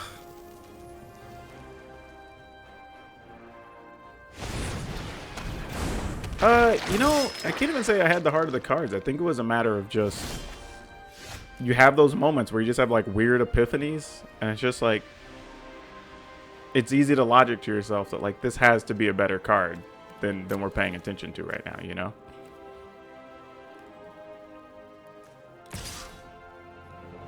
Nah, I'm not even going to do that. No attacks. I mean, I'm just going to do this. My opponent doesn't deal with it in 2 turns. They're dead, so whatever.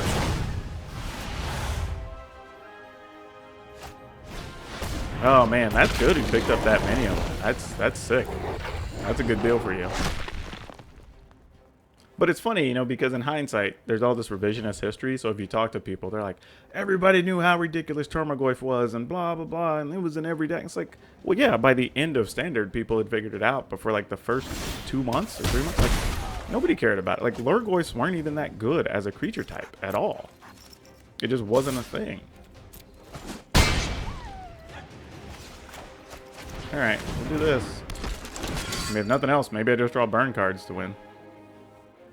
Though, you know, in a weird way, maybe I shouldn't have played Stormfish Crusader, because it limits the number of removal cards the opponent could actually draw here. I think we just block like this. 4 damage gets through. We don't care. And we end up, it's 9 anyway. Yeah. Cool. That's a little tough. I think the opponent should have actually, if that was their play, they just don't attack, wait till upkeep, see if they draw a removal card. They could still kill the Spawn of Mayhem and maybe go to like 4, possibly 3, and still have another turn, and then possibly try to alpha attack through. Or even just, if they were to draw a Murderous Rider, kill that, go to 3 or 4, then play Murderous Rider, so when they attack next turn, they gain a couple of life, offset what the Stormfish Crusader was going to do. Granted, I mean, it's neither here nor there. Our draw was pretty good. But, alright. Anyway, let me say if I can get some codes to people. If these do not work, let me know. They should work, though. Let's see.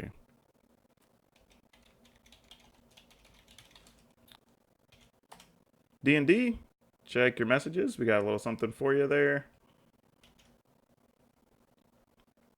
Let's see. Tiny Little Dragon, got you covered.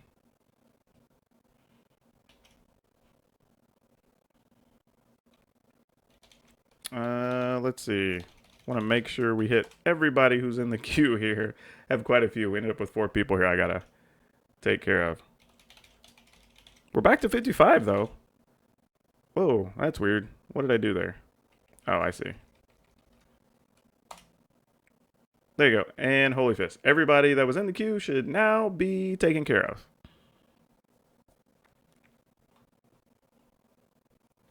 Also, by the way, if you see any of the people chatting like Soul Vixen or Frostbite, you see a cool little insignia by their name. That means they are a subscriber, and they get the fancy little dragon footprint subscriber badge.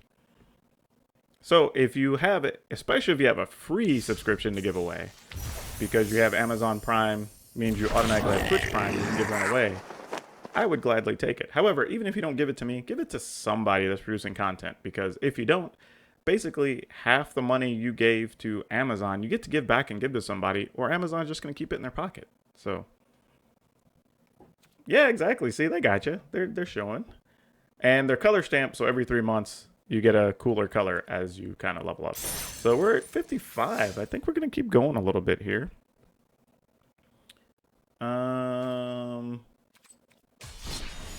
Yeah, I wasn't sure what was gonna happen, but I mean, hell, let's see if we can run it up. I don't know if we can get to number 1 or not. We can sure as hell try.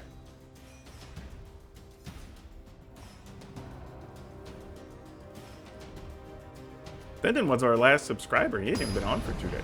Oh, that's not true. Bendon stopped in just briefly yesterday because he gave everybody happy holidays. Oh, we get to beat up on a dead rubber duck. At least that's what the name says.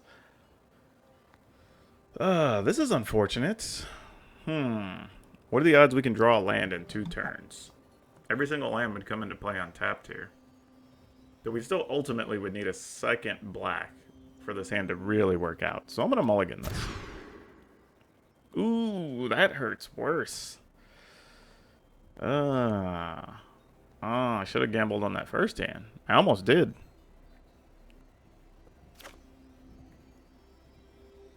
Nice. Alright, we'll keep this one. This one's at least a little bit better. We'll get rid of that. And I think for now we'll get rid of a swamp and see how that plays. Still have to draw another land, but we at least are set up for 3 turns worth of plays. Alright, see you later, Plumber. It's also cool that you have a little good luck high five pledge. I need to figure out how to create some of those. I think that's really sweet.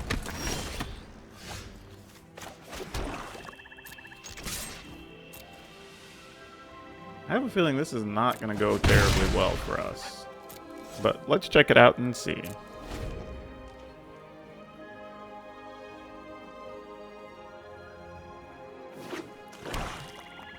Okay, D&D. Let me see if I could help you out.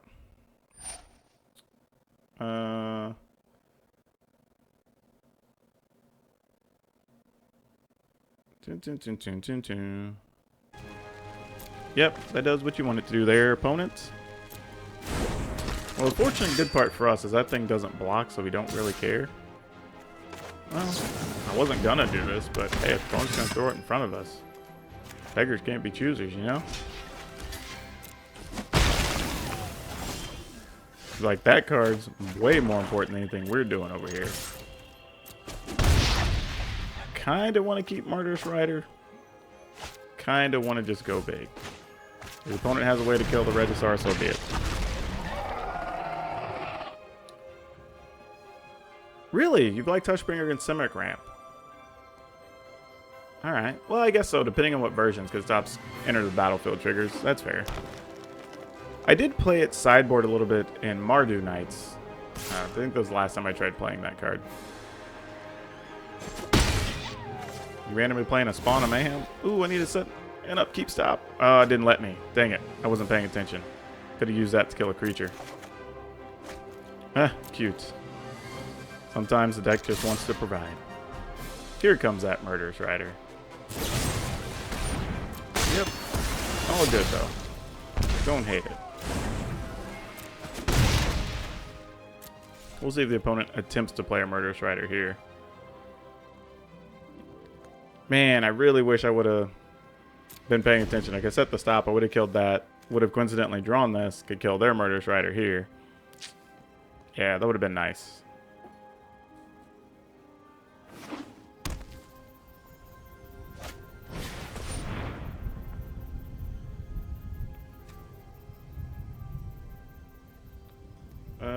Let's see. Well, that sucks. Because I kind of have to kill an Innkeeper instead. Well, they might just have another Murderous Rider and they want to wait and see what we play. Oh, they have a second Innkeeper. Oh, this is gross. They have 3 cards in hand, and we know at least one they could draw a card for. That is not ideal for us in the least. Okay, well, that's something. I don't know if it's good or bad, but it's definitely something. I mean, we're trying with this 5-carder. We're making a little bit of a fight out of it. I don't hate it.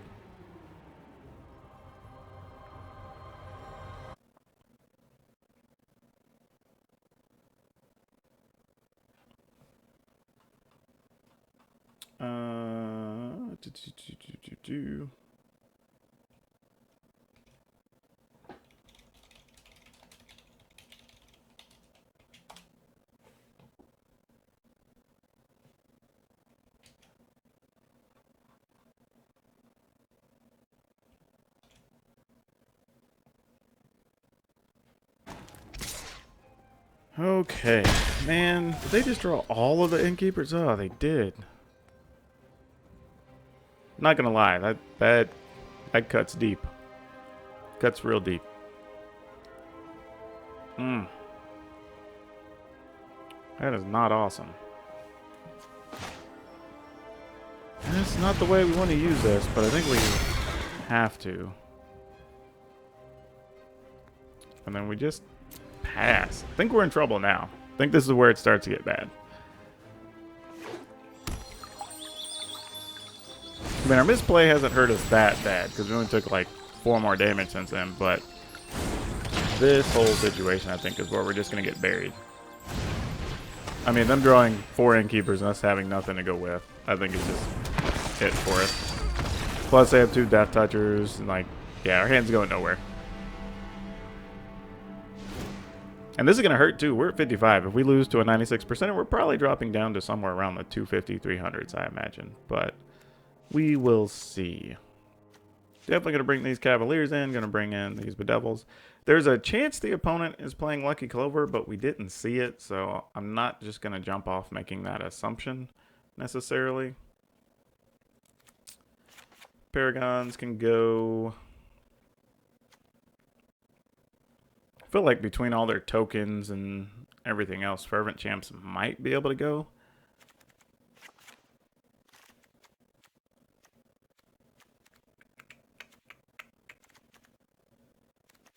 Man, I really like the Crusaders. Do we go 1 Rotting Regisaur? Since we're bringing in so many removal cards, we probably want to sit on some in hand. Let's see what that looks like. Yeah, D&D, check your messages. I think we got you a little something there.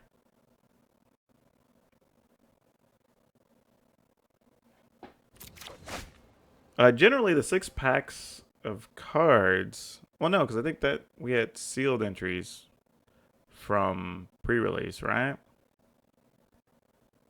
I don't even know how this hand's going to work. We're going to keep it, but I don't know what's going on with this. I mean, the good news is I think we can kill most of our opponent's early creatures. Or at least ones that we care about. Yeah, that we don't care about. And then we'll just pass. I mean, I have a feeling where Regisaur is not going to stick, so I kind of want a different creature, so we'll try to kill it first. B Rocco 07. Welcome to the brood, good friend. I have a little birdie that drops him off at the Dragon's Den.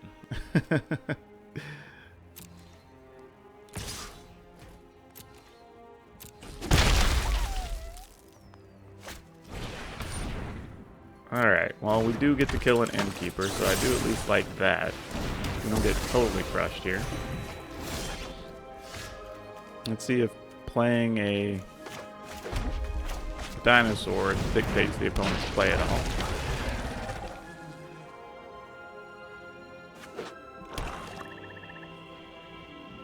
Here comes a Murderous Rider, I'm pretty sure.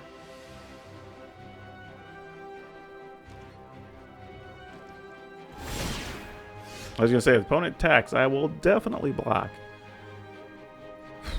This is a tough one, actually.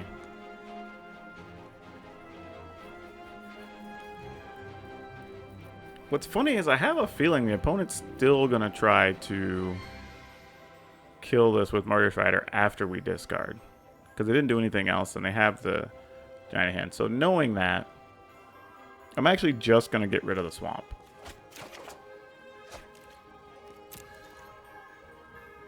Ugh, should have kept the swamp. I could have played this Spawn of Mayhem.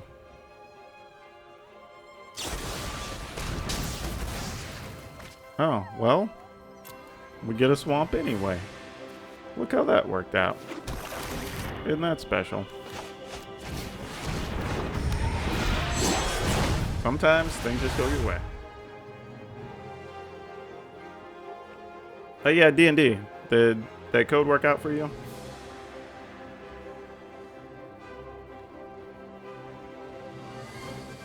Oh, actually, wait. Hold on.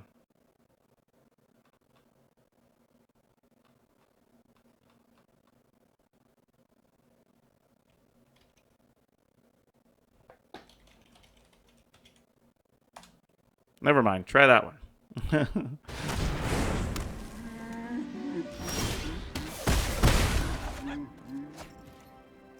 Oh, that's not ideal.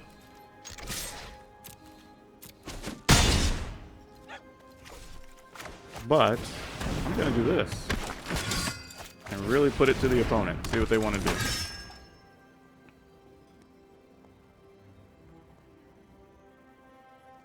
Because next turn, we get all kinds of different outs here. The opponent's going to take 3 and be at 10 at a minimum.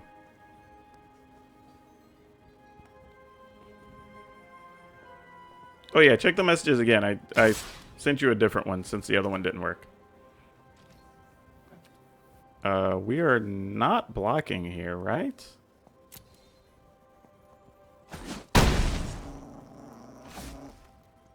I mean, if you ritualist it, I get to keep a Spawn of Mayhem, so we're not even in that market.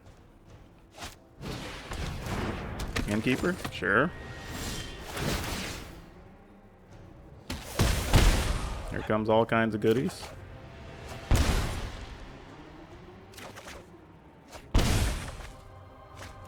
Oh yeah, that's like the good parts of everything.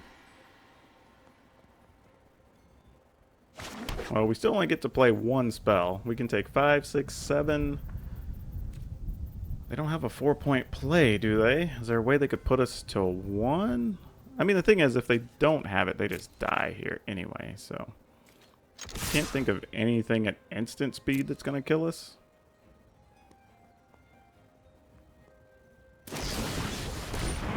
Nah, Assassin's Trophy, that's fine. That doesn't kill us. Though, that being the case, let's go ahead and do this while we still have 3 creatures on the table, or attacking.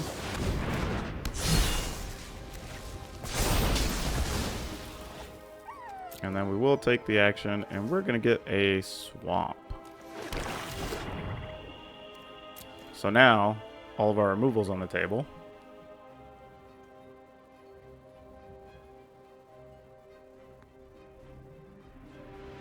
Three, 6, 7, 8. So if the opponent doesn't deal with these, they just die.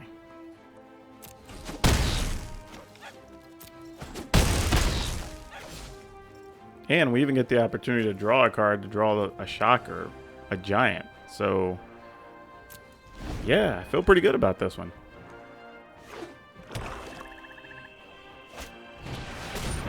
Oh, well, there's a questing beast. That'd be 9, 10, 11. But we're not going to let that happen, obviously.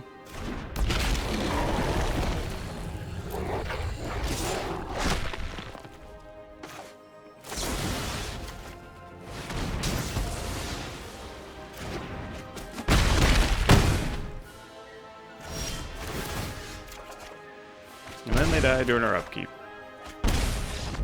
Yep, we just had all of it. That was funny. That was a kind of a crazy keep because we didn't have any real creatures early last time, and it worked out. 3 a.m. yards. It just flipped past midnight for me.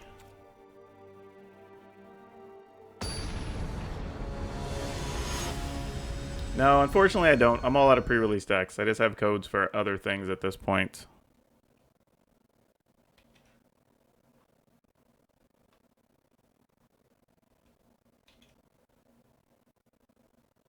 If I do get my hands on one, though, I'll let you know, D&D, and I'll try to save one for you next time you're by.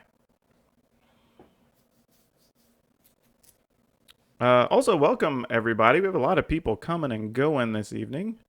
Welcome to the stream, to day 39 of 60 of our 60-day challenge. To the channel where we're doing all kinds of crazy things all the time. As far as box openings, collection reviews, building decks together, just all kinds of things. Giveaways. So we do that stuff. We're not really set to do anything else next turn, so I'll just see if we can get to shock something on our opponent's side.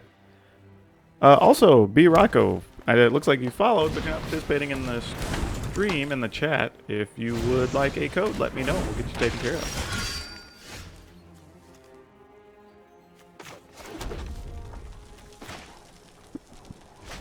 Well, we don't like that. Not at all. Not even a little bit.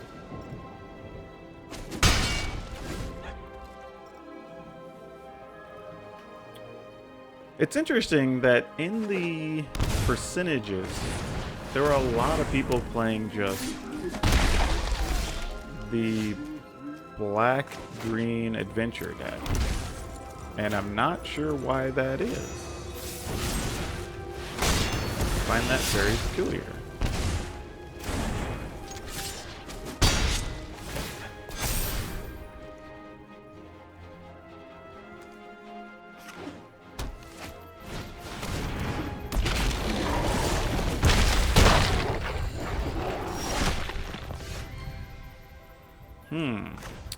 This is interesting. Do I just play this as a potential blocker? And then hope to draw a land for the Cavalier?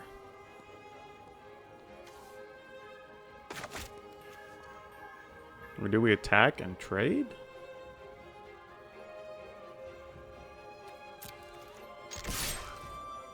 I mean, maybe that's right. I don't know. Well, the opponent does not want that smoke, he says, so... Let's go.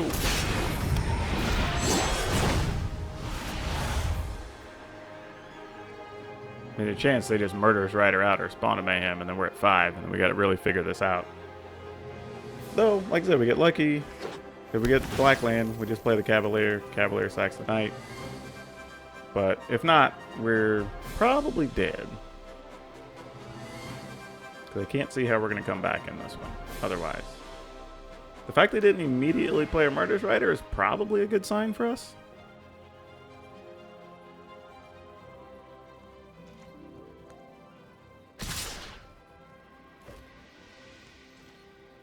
Alright, well, I mean, sure. I mean, you have another Questing Beast to play post-combat? It's probably what the situation is. No, Foul Iron. We're not that worried about that card, really. Okay, well, we got a land. It was not the land. But we can get an Embercleave into play right now, which is good because then there's a chance we can play a Murderous Rider and equip next turn.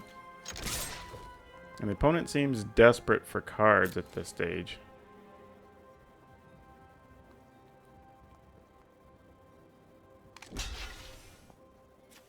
Let's put this in a better situation to try to win a race here.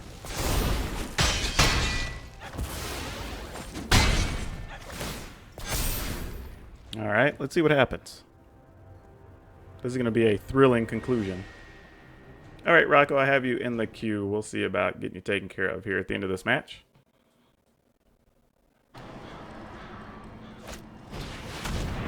Ooh, Rankle. That's a good one.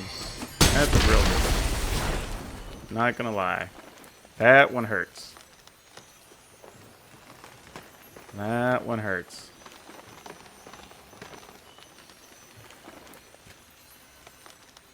So if they make us discard and draw, then we're 1 point from dead if we don't draw something to do with Rankle.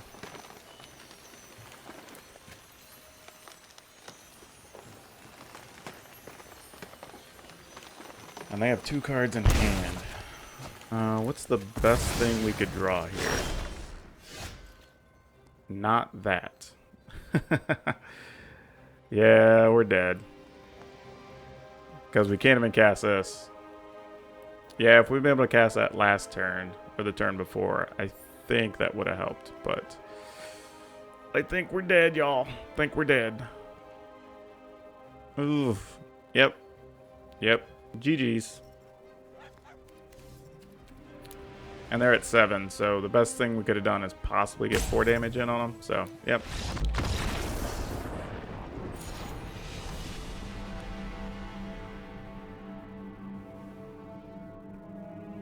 Well, we only dropped to 141. That's not so bad. I'm willing to accept that. All right. Let me take care of B. Rocco real quick. Let's see.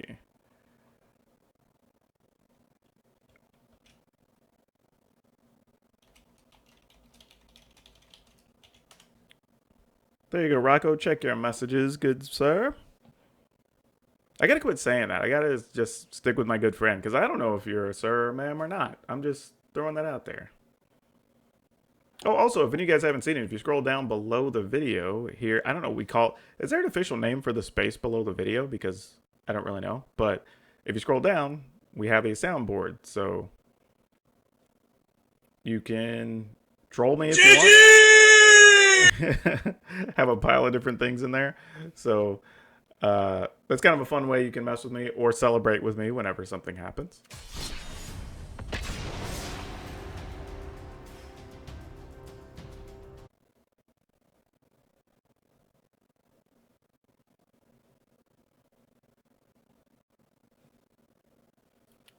All right, this may be my last one for the evening, folks. We shall see. We're coming up on, well, we'll be over 2 hours on the screen.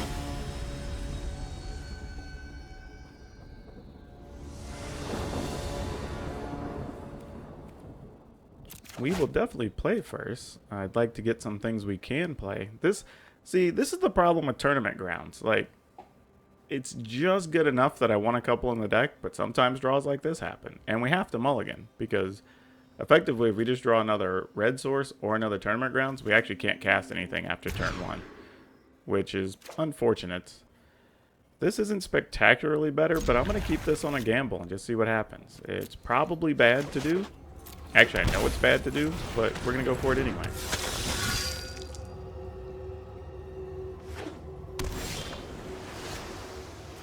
Alright, well, this is something.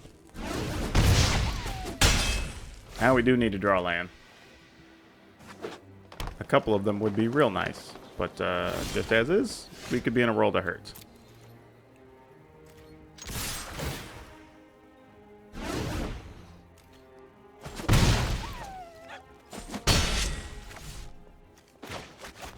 I guess we'll just play it. I mean, they'll probably clinch it. Nope, they didn't. Growth Spiral? And then wreck us next turn?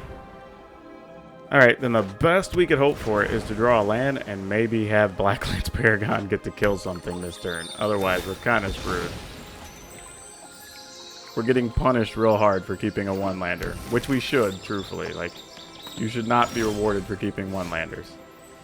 We might still get there, but I'm not recommending it.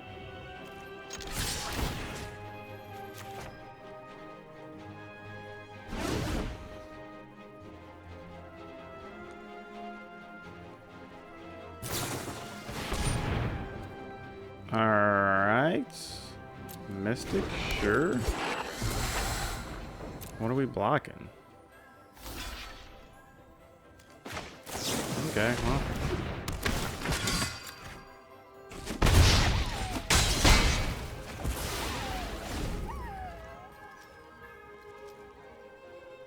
This is where we get a Nissa.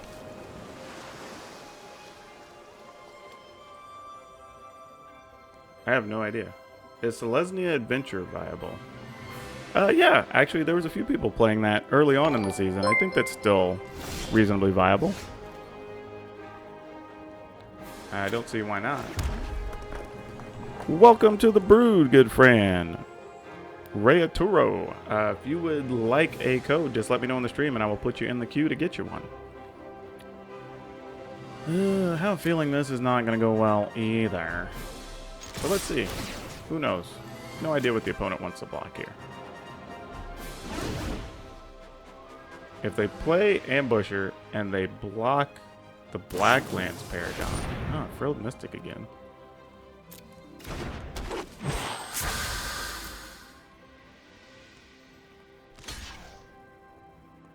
So 3, 4. That'll get blocked. 5, 6, 7, 8. Puts them at 3? Yeah, we're about that life. We accept the terms of this negotiation. See, this is what I'm saying. Like, the blue-green decks, even that hand was garbage. We didn't even get a second land until turn 4, and we still were able to beat him. And our hand wasn't even good. That's what I'm saying. Like, the blue-green decks might still be fine. I mean, I saw that 1 or 2 of them made top 8 in Portland last weekend. But it feels like we're still just, I don't know, we still just get stuff done. And it's just not that crazy difficult. And it feels weird to say, like it shouldn't be that way, but I mean, you know, it is what it is. Let's see. Okay, so shocks aren't great here because they don't really have anything for us to kill with this version because they're playing the flash counter version. So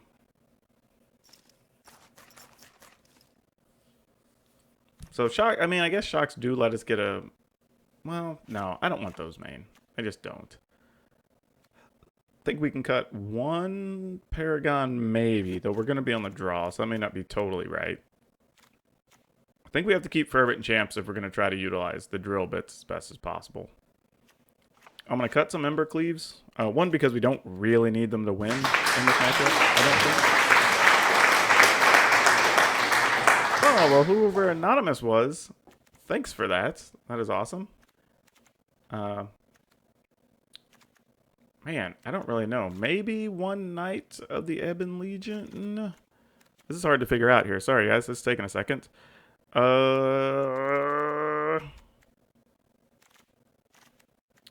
going to go 1 less Fervent Champ, 1 less Rotting Registrar. Actually, I'm going to go 2 less Rotting Registrars because they have counter. Nope, you know what? I'm not. I'm silly. I'm going to do this.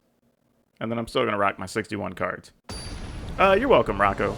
It's just a little thing I like doing for people where I can with codes and just helping people out.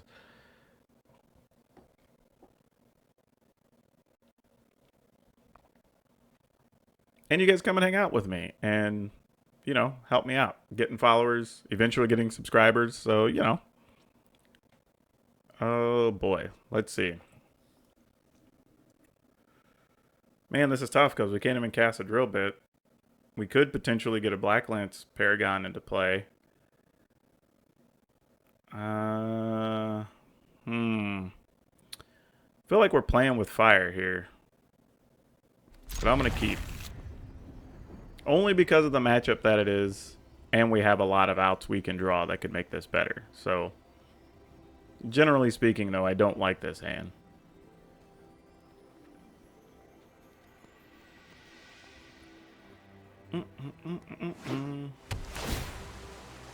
It's awesome, though. We have a bunch of people in the stream today. Much appreciated. It's also cool to see Sparks Games is having a lot of people on their stream as well. He's one of our followers. Nice people over there, him and his wife.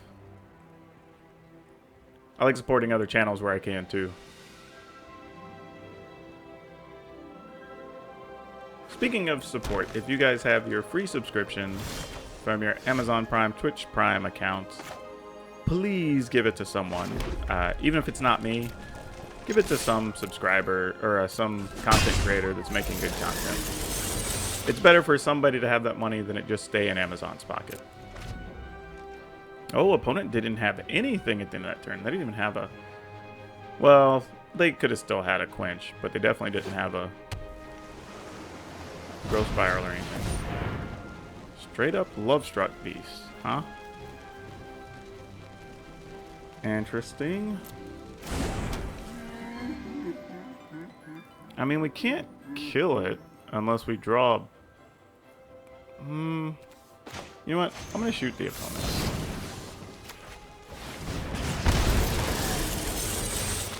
Okay, that's a start if we want to go that route.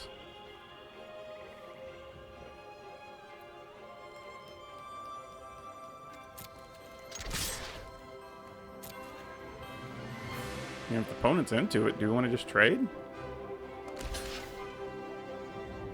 Alright, so the question becomes, is it more beneficial to us to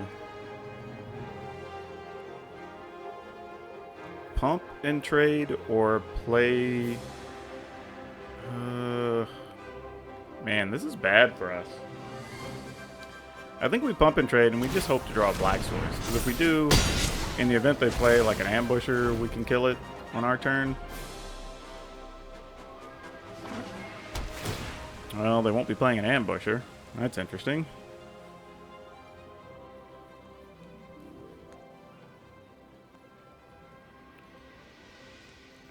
Trying to manufacture a situation here. This is what I'm saying, though. Like, we kept this really junky draw, and the opponent's effectively not doing anything to us for turns and turns and turns. So this is interesting here, right? Because they're going to play a Nissa, most likely. We can play a Black Lance Paragon, block their 3/3 that they make, then just kill Nissa. Oh, no, that's Paradise Druid. Okay. That's not what I expected them to do.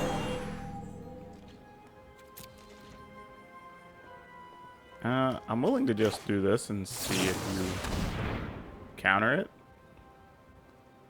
I mean, they might be in the market for that. Mystic Denial, whatever that thing is.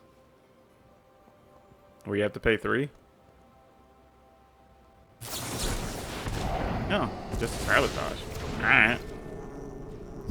Ooh, oh man, I took the Fervent Champs out because I was like, this would actually be a good spot to draw one.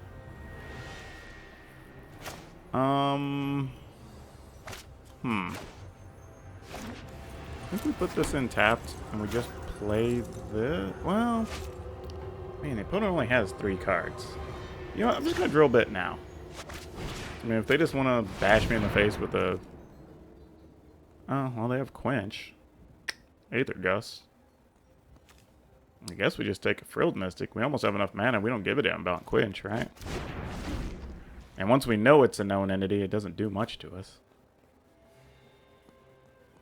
I mean, I guess I would have... Like, in hindsight, I feel better if we'd have waited, because we could have probably got a better card, but I don't mind it. Yeah, Mystical Dispute. That was the card I was thinking of. By the way, welcome, Partialness. Well, the opponent's just giving us the opening to do whatever we want here. So, I guess, since they're not going to do anything, we'll smash that guy.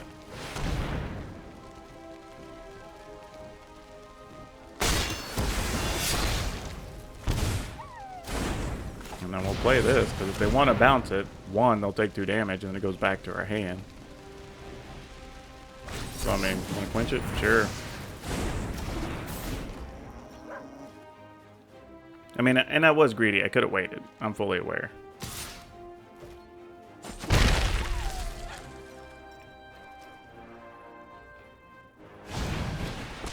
Another Lovestruck Beast. Alright, fine. If you just keep drawing them, you draw them. What are we going to do about it?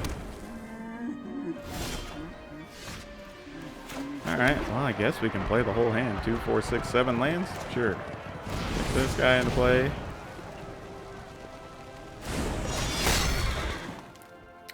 Though the question is, do we want to? I don't think we do, actually. I think we just want to do this. Ultimately. And then just let them put this back on top of our deck, because we don't really care. Yeah, just let them put it back on top. We'll kill this. I mean, because they're going to use Aether Gust on something. Oh, I guess not. Weird. Okay. I mean, if that's how you feel about it, opponent, great. Yeah, we're not blocking. I mean, if they draw the goods, they draw the goods. I'm willing to accept it here.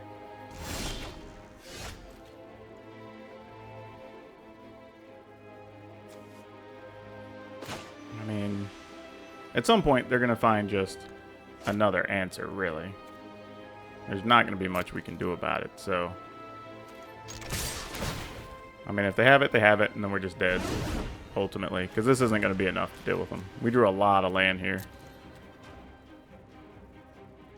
Good news is we're up a game, and it's a matchup that we're favored in, I guess. The deck's still going pretty good. I think we're 4-2 today.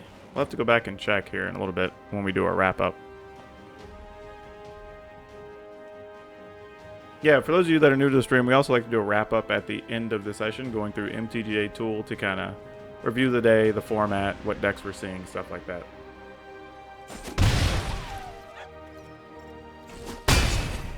Interesting. So they let us gain life. I mean, I don't know. What do they have here? A Mystic Snake? Probably.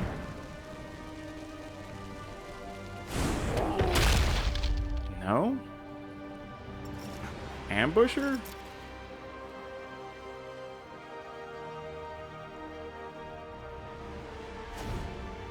No? I mean, another Quench, I guess, that doesn't do much? Oh, man. Okay, there's Anissa. That makes sense, at least. Protect the virtue of this world. No, that's something that at least I understand. Well, now we want to draw, really, either Castle Lochthwain or an Embercleave. Like, those are really the two things we want here. Anything else is largely irrelevant.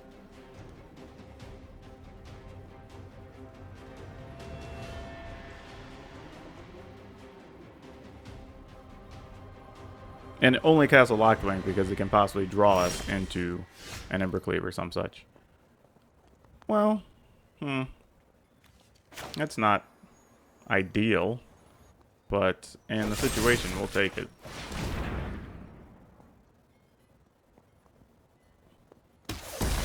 Well, was that the first straight removal card we gotten? Yeah, I guess so.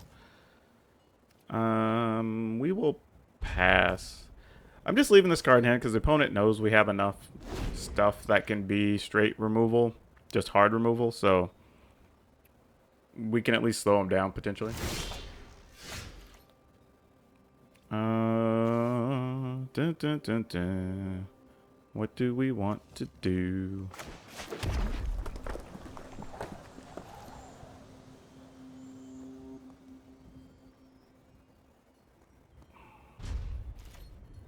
I wonder if the opponent's also waiting on me to play an Embercleave.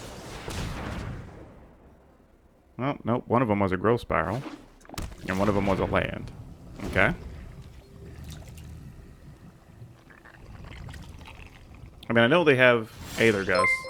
They know that I know they have Aether Gust, so this is like some weird 3 levels of poker where it's like, I know, he knows that I know that he knows, you know, that sort of thing.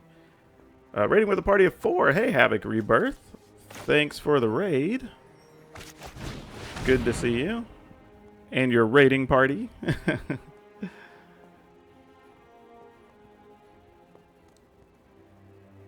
I mean, is this where they use the Aether Gust? I think the opponent's really paranoid of us having an Embercleave, y'all. I think that's really what it is.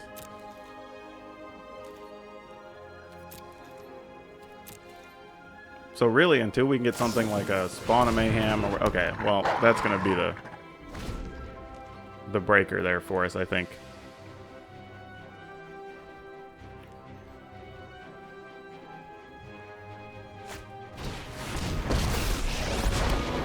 Power surges through these lands.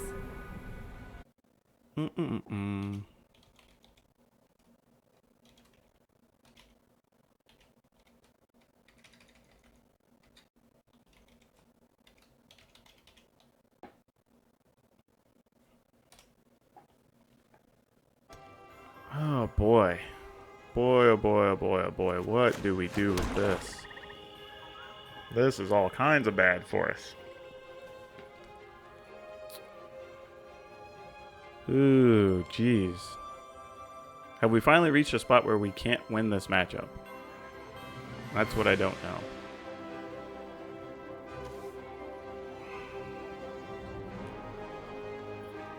I mean, I feel like we have to kill Nissa to even give us ourselves a chance to win here, I think. Just letting him have all that mana, there's a chance we end up staring at even bigger Hydroid Krasis or something. And that's not going to cut it. Here, we can at least play Murderous Rider, so like double block a thing, only use one, lose one. Oh, he has another one. Oh, gosh. That hurts a bunch. I'm not going to lie.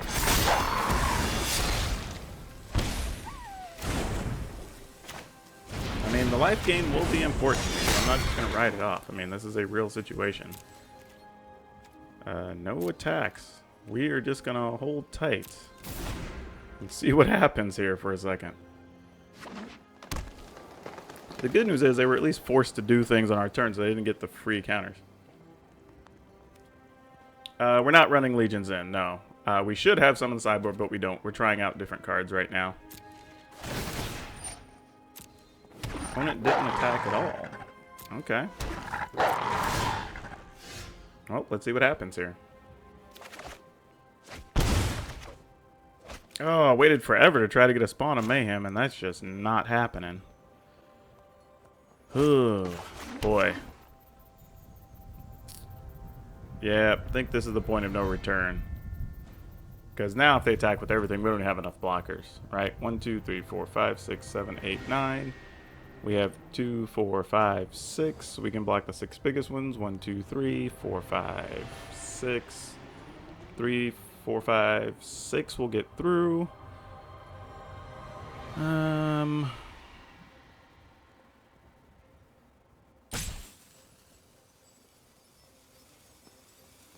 We've gained some life, but even then we wouldn't have anything left, really.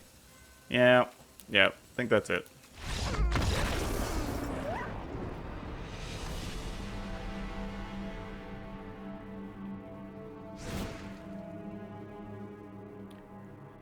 No, we don't play Massacre Girl, mostly because in this matchup we generally don't need them. Like, they help, but we're usually better off without them. I mean, this hand started out with an awfully terrible hand, too, which we knew. I kind of kept a awkward draw. But I think I'm going to go with this.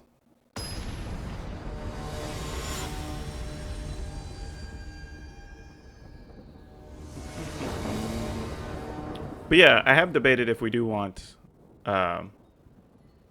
Legions in the sideboard, because we're playing the Devils, which have been great. But, you know, I am willing to accept that if more people are going to be playing so heavily... Thanks for that. It's so funny. Every time a sound comes up, I forget that's there. But thanks. Yeah, we're probably going to scrap the Devil here. Actually, no. That's not true. We're keeping... But I feel like we may scrap Bone Crusher Giant, because the opponent doesn't have anything early we need to kill. Or even that we can kill, honestly, because all they're going to play is Paradise Druid. And that doesn't really give us opportunity. Opponent did mulligan once, so that helps us a little bit. And we have to be aware that in some ways, Stormfist Crusader does help both of us. But we have way more kill cards. So if we can get 2 Crusaders on the table, I'm sure we can get 1. If we can get both, then that really puts pressure on the opponent. It was funny, I was just thinking, if they get 2 Temples of Mystery in their opening hand or something, like, that's a benefit for us. Because these can almost just kill them on their own, because they end up in weird situations where they can't block or whatever. Or when they're playing creatures, we're just killing them in response to them landing on the table.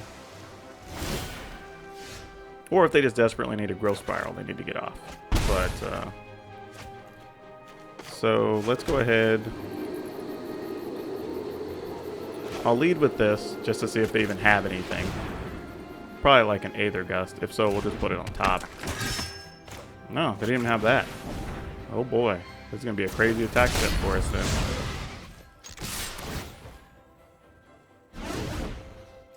Aether Gust here? Nope. Oh, alrighty then. We're putting the opponent up against it real quick. Also, week Y2FC, if you would like a code, just let me know. We'll get you hooked up with one.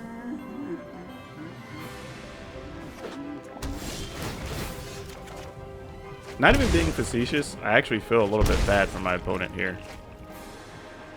Because nothing good is going to come from this for them. Alright, if we play this Fervent Champ and attack, that's 2, 4, 5, 6, 7, 8. Opponent's going to be at 5. They're going to take 2 during our upkeep. They're going to be at 3. We could Ember Cleave one of these, which would be 2. Well, no, we can't even block these. So do we even just Embercleave and make it 3, 4, 8, 9, 10? And just let them block a Fervent Champ? Is that what we're doing? That feels gross. Actually, I'm just going to save the Embercleave, actually. And just force the opponent to play next turn. We just use this, because this is going to kill... The Noxious Grass is going to kill anything else that's relevant next turn anyway.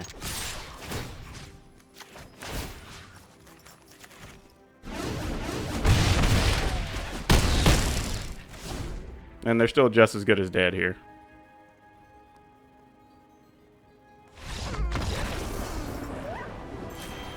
Yep.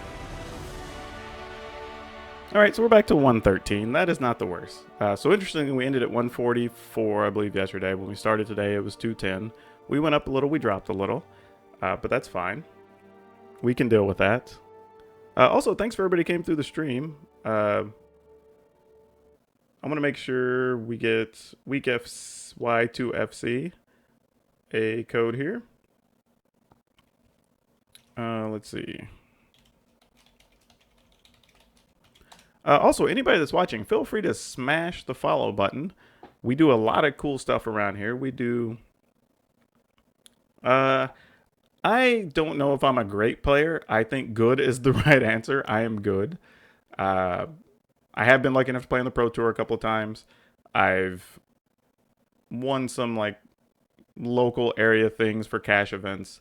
I've day 2'd some Star City... Or actually, I've top 16 some Star City events. I think I've day 2'd one Grand Prix. Other than that, I don't have any like hardware or anything from winning tournaments. I just kind of do well enough to be a good side gig playing Magic. But yeah, that said, we do collections reviews, I guess you want to call it that. When I buy collections, we go through it on the channel and everybody gets to see what we've got. We have the stream build decks that I get to play. Speaking of, soon we're going to do it. I think here in the next couple of days, we're going to have the stream build a Brawl deck for me live, and I will play that deck, which is going to be probably painful, but I'm going to do it anyway. We've rebuilt my Commander deck one day. Like I said, we do box openings. Yeah, so a lot of different things. And we'll probably be doing another box opening too in about a week, because that went over really well. If I only had 2 Spawn of Mayhems, what would I sub the other 2 spots with? I kind of like the idea of trying Doom Whisper, because people can't chump block it if they're playing Brazen Borrowers and stuff like that. It's a 6/6 flying trampler, which is really good. So I would consider that.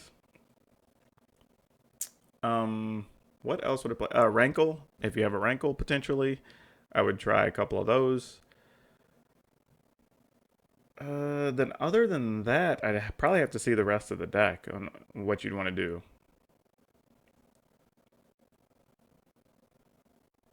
So yeah, let's do an end of stream review, which we like to do. So going back, it shows us we actually got a lot of games in today. Those went really fast. I didn't realize we played that many. So we are 1, 2, 3, 4, 5, 6, and 1. So 6 and 2. This is an interesting thing, right? So we went 6 and 2, and we started at 144. We only finished at 113. So those losses are a lot. We got as high as 55 today. So there's not a... I mean, I say it's a lot. I mean, we were as low as 230, I think it was, or 240, something like that. So there's a lot of movement that happens there. Yeah, for those of you that don't know, if this is your first time on our stream, into the stream, I like to do a review just to kind of see what we saw, talk about the deck, the changes, things we might need. Yeah, so MTJ tool is a thing I highly recommend. Ooh, Cauldron of Eternity. I haven't played with it much, so I don't really have much opinion on it. I do like the idea of it. It's something that maybe after the season I might experiment with a little bit once Theros comes out and see how that goes, potentially. But yeah, so taking a look, we've had a shift over the last few nights, which is really interesting because Rakdos, which is classified as Rakdos Knights in here, but it's various versions of Rakdos Aggro. As recently as 3 nights ago, I believe, maybe 4, it was 9% of the decks that we'd seen. over the last two nights, we've seen more of the sacrifice decks, which really, this should be labeled, yeah, it is properly labeled Jund Sacrifice. I'm not sure why it has the island indicator there. I may need to fix that. But anyway, we've seen a bunch more sacrifice, seen a bunch more. Like tonight, we played almost against, let's see, Simic Flash, Golgari. I think this was also Adventures, not Hinge. I need to correct that so it classifies as the right thing. Yeah, you can go in here and correct the archetype. So that way it pairs everything correctly and knows what to put the stuff under so your stats stay correct. So we saw Golgari Adventures, Grixis Invention. I guess that's what that was. We beat that deck pretty quick and easy, so we didn't get to see a lot of the cards. This was also Simic Flash. We just beat it very handily. So I'm going to correct this one as well. But this allows you to make sure your stats stay clean over here. Jund Sacrifice, Simic, Jund. So really all we played against today were Simic and Jund decks? I thought we played against one Rakdos somewhere in there. Maybe we didn't. Weird. Oh no, that was this deck. It wasn't really a Rakdos deck. It just had a couple of early cards because it had Gutter Bones and stuff.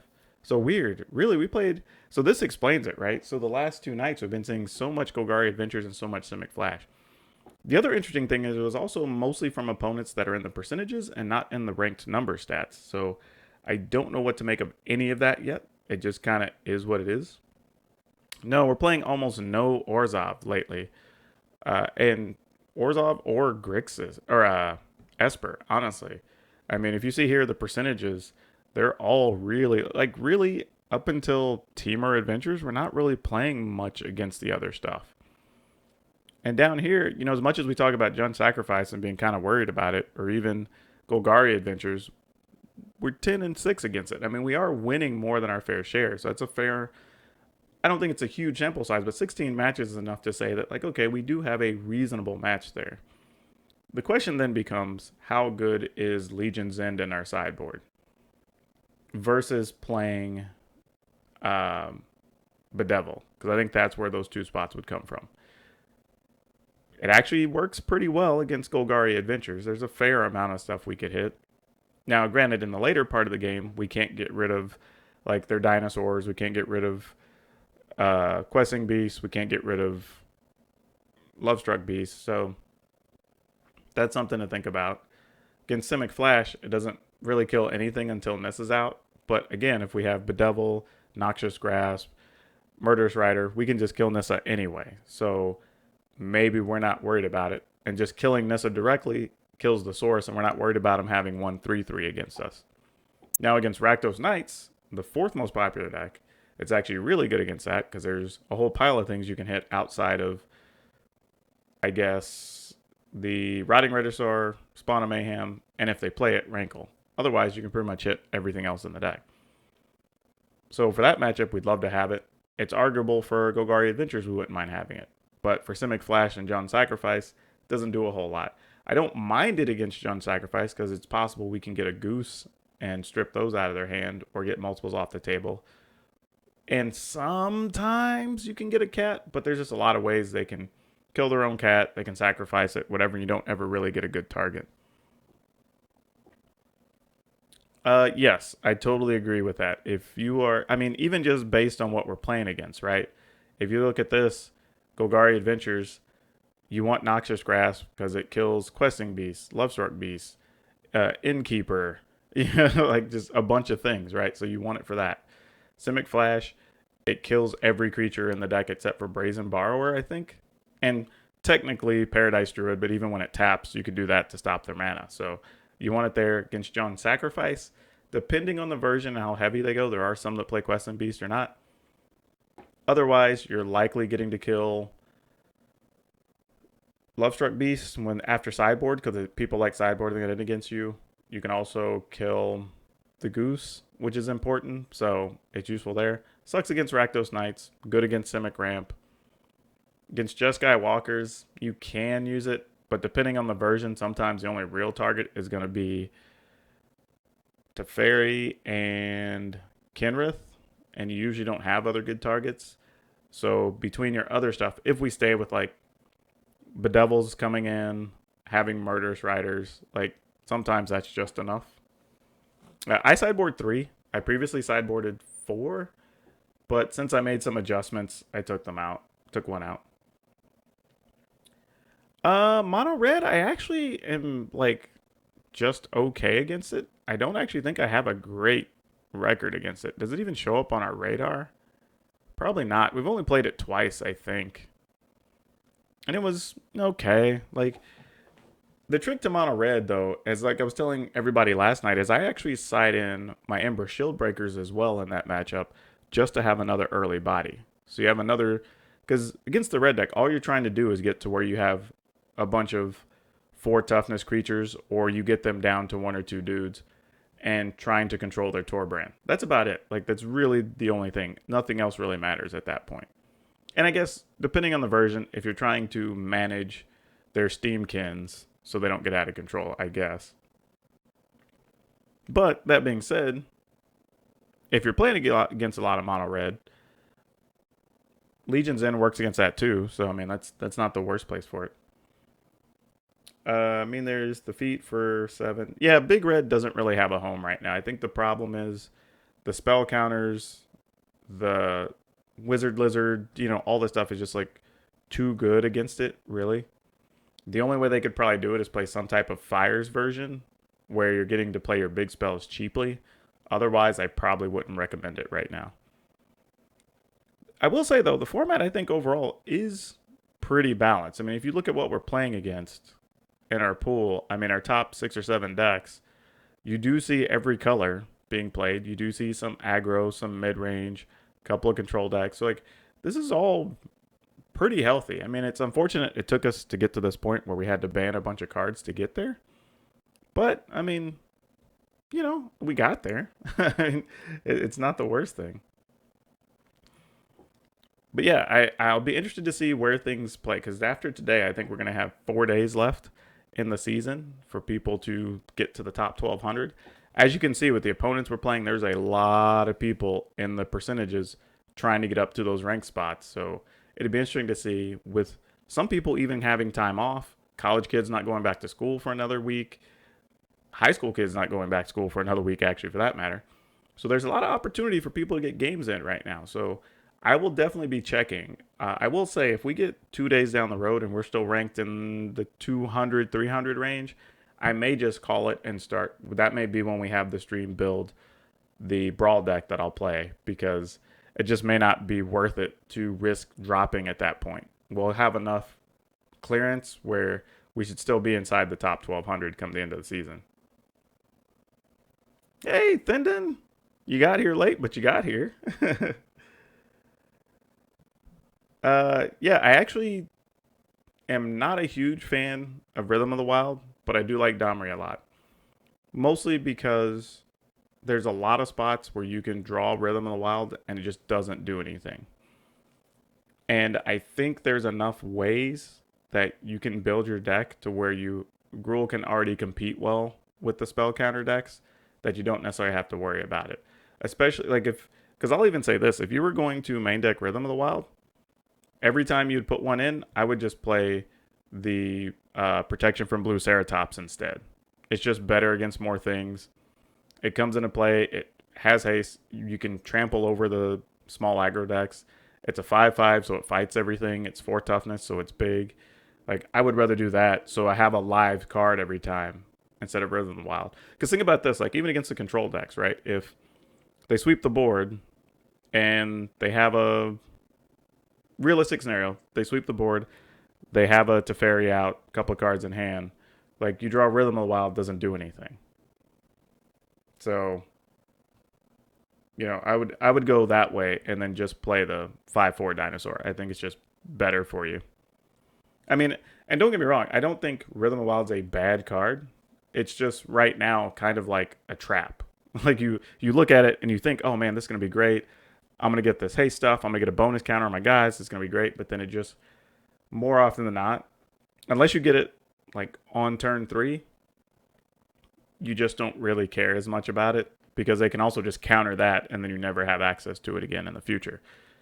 And previously it was really good because you had Llanowar Elf, so if you turn 1 Elf, turn 2 that, now turn 3 forward, everything is big, and that's when you're starting to lay down like Gruul Spellbreakers and whatever, and you were able to play a 4/4 Spellbreaker with haste, you know, and then that becomes a real deal going forward.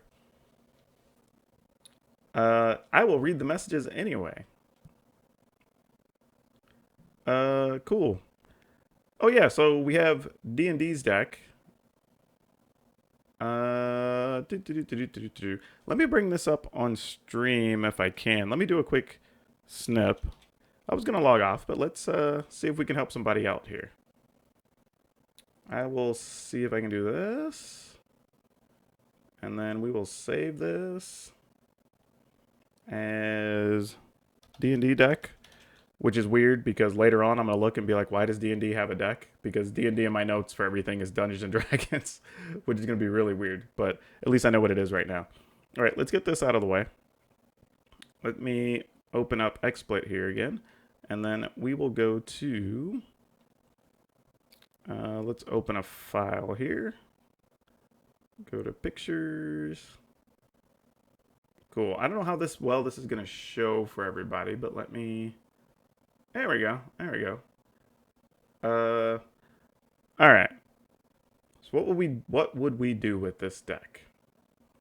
I hope you don't mind, D&D, that I'm just putting this all out in the open. If you do, we can do this offline, or I can send you a private note. I don't want to embarrass anybody or anything. That's not the goal here. I just figured I would do something different to try to help you out. All right, so let's see. D&D's got 4 Knight of the Ebon Legion, 4 Vampire of the Dire Moon. That's the one with lifelink and Death Touch, correct? I'm going to open just an empty deck over here. We're getting toward the end of the season, so we're getting a lot of gems whenever we're getting prizes at this point because we have all the cards that we need. All right, let me do this. Let me get back into this. I'll slide this over a little bit. And then this way, as we call up cards. Although we do have the command in the channel. I keep forgetting we can do that. We just do card and it brings up the information. All right, so let's bring up card. Vampire of the Dire Moon. All right, let's see here. Yeah, that's what I thought. So it's lifelink, death touch. Murderous Rider, Sorin. Oh, okay, so this is for historic. This is not a standard deck since we're playing Sorin and whatnot here, huh? If we're already going white, are there just other knights that are better to play? Well, you're in vampires, not knights. Okay. Well, let's do a quick search. Oh, you're right. Huh. I guess since people just quit playing them, I just assumed. And that's what you get for assuming. All right, let's do this. Let's look at all the vampires. Because you're on a vampire theme, obviously. Let's see what's available here. Blood Operative enters the battlefield. You can exile a target card from a graveyard. Whenever you surveil, if it's in your graveyard, you can pay 3 life. All right, that's not so good. Don't necessarily want that. You're already playing Knight of the Ebon Legion, which is good. Bloodthirsty Aerialist is one I've been seeing a bit if you have a fair amount of lifelink. Though it looks like you just have the Vampire of the Dire Moon. Cruel Celebrant gains you life, so that's a thing. Sorin technically can gain you life. So yeah, you maybe?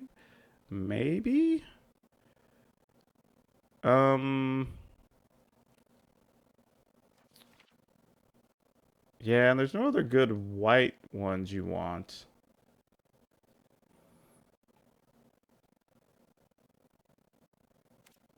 Yeah, I think you're pretty close. I don't know if I like necessarily having main deck Legion's End, but it's not bad.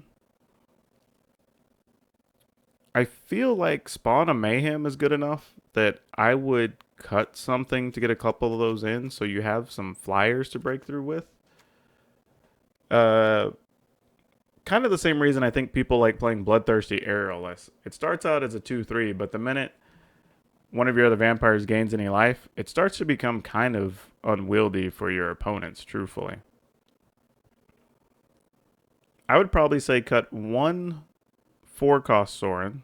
How many lands are you playing there, too? 12, 16, 17, 18, 19, 20, 22, and 3, 24.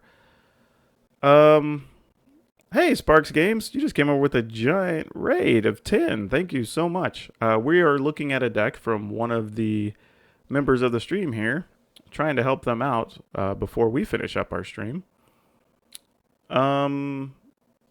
Yeah, like I said, I would probably cut 1 of the large Sorins. I would cut 2 swamps because I think this deck can get away with 23 lands. And 1 of those swamps I would replace with a Castle Locthwain.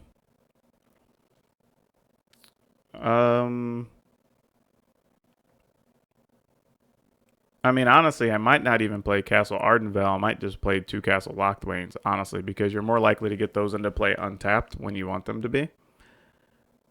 And then you already are playing the aerial list. You have max number of those. Oh, I got something in there from Jazzy. Oh, Jazzy Jamboree, cool. Yeah, feel free to ask me a question. I do have to answer it as honestly as possible. So, yeah, feel free to ask me. Ooh, what's my favorite culture of cuisine? That is a good question. It's actually a hard one for me because I do like all types of food, genuinely. I mean, I like to go out and eat just like I actually enjoy trying new food. So when I get to go to a new place and I see something on the menu I've never had, like that's really awesome for me. I mean, even locally, I found a place that serves durian ice cream, and I had that just because it was on the menu. Now that I've had it, I probably won't have it again, but now I at least can say I've eaten durian, and you know, that's a thing. But if I had to pick, I probably just like what you would call just southern country comfort food where you get the super rich, like every recipe starts with like 1 stick of butter. You know, you get desserts that are super dense, super rich. You know, collard greens, cornbread, fried chicken. Like that's probably like my number one preference if I could. But yeah, there's very little food I'll just turn down and say no to. I love being in a place that has a lot of access to just a bunch of different cultural foods. Yeah, I think your deck's pretty close though already. D&D. I don't know if I would change a whole lot about it, truthfully. Like I said, I would cut probably Big Soren. Actually, I might move just Big Soren to the sideboard, truthfully. And then just move Big Soren to the sideboard entirely or out of the deck, your choice. Drop 2 of them, cut 2 swamps, replace 1 swamp with Castle Locthwain, and then your 3 new slots probably make Spawn of Mayhem. So you just have more flyers that can finish the game or just do damage and kind of end it a little bit.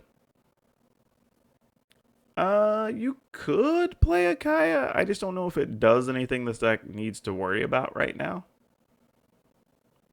Because, I mean, he's got several early creatures. He's got a little bit of removal in there. You've got some flyers. You have some things that are going to be draining your opponent every turn. Actually, here's a different thought. Maybe instead of playing 3 Spawn of Mayhem, you leave 1 Sorin in and play 2 Ayara.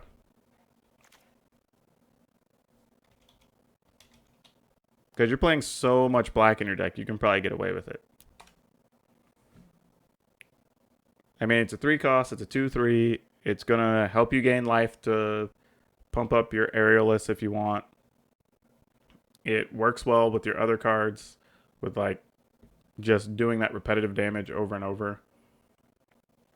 Or if you really want to be crafty, you can play 2 Ayara and 1, what is that? Sir Conrad, I think is the card. Oh, is that not it? Oh, it's spelled with a K. That's why. That guy. So you can play this as your top end for one. Play 2 Ayara. Cut the 2 Sorens. Cut a swamp. And then further replace 1 swamp with Castle Lochthwain. And I could even argue for replacing Castle Ardenvale with an additional Castle Lochthwain.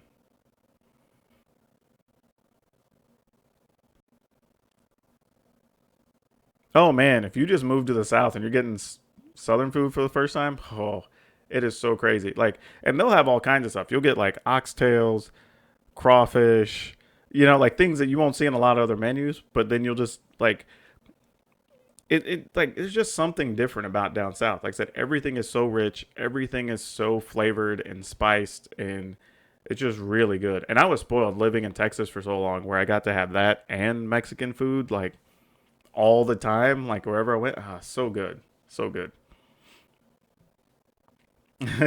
Yeah, it was pretty wild. Pretty wild. But yeah, that's probably the best I think we can do for this deck, D&D. I think those are probably the best suggestions I have. And I'm just recommending Sir Conrad and Ayara just so as your games extend, you have ways to do extra damage and you're gaining life.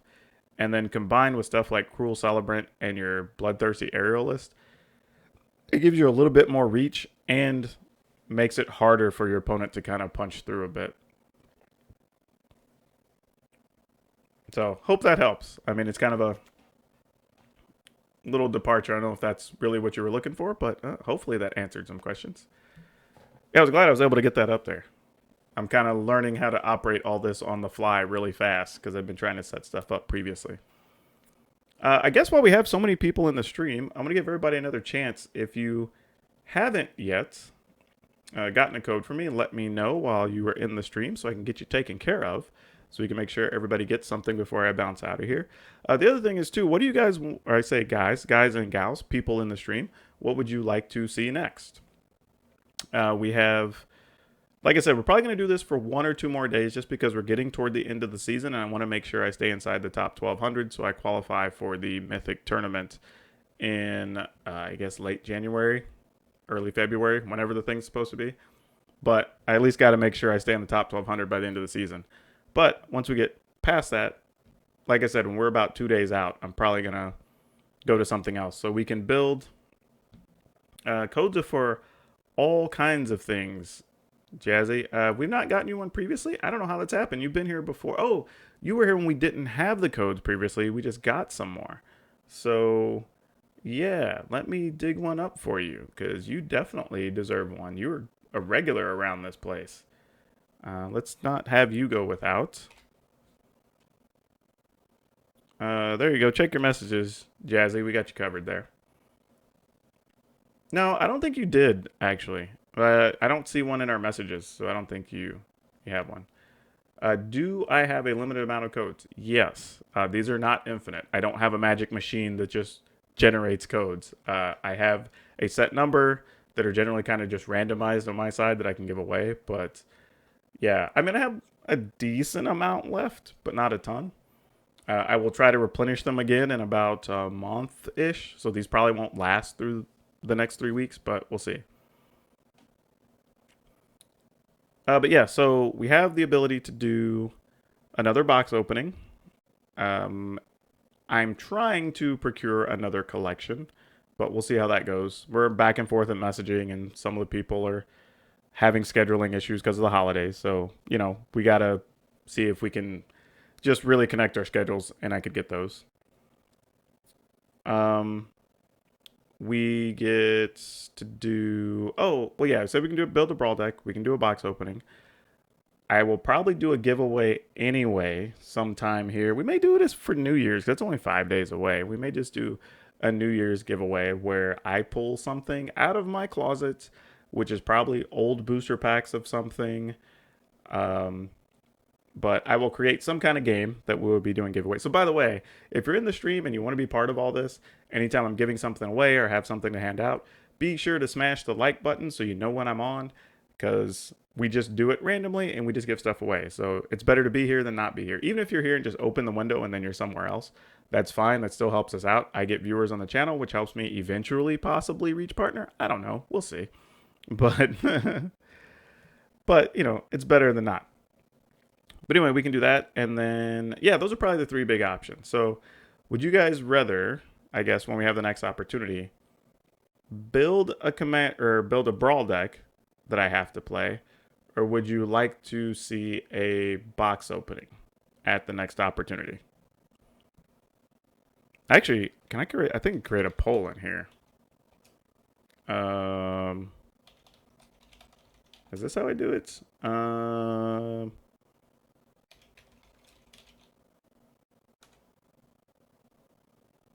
Maybe I do. I gotta look how I do this again. I did it once before.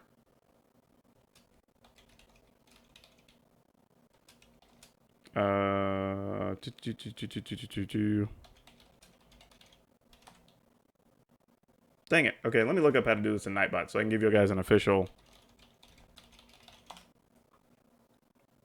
This is what I get for not ever. I think I built one other poll. Actually, I don't need to do this in Nightbot. I can do it in MTGBot, actually.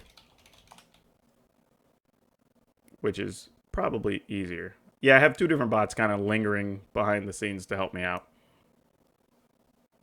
I've been slowly learning the bots.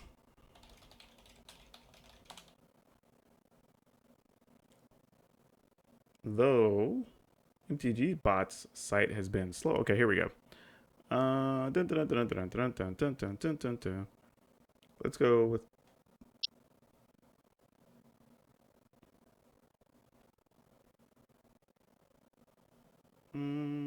okay, I see. I see what I did wrong. All right, let's try this.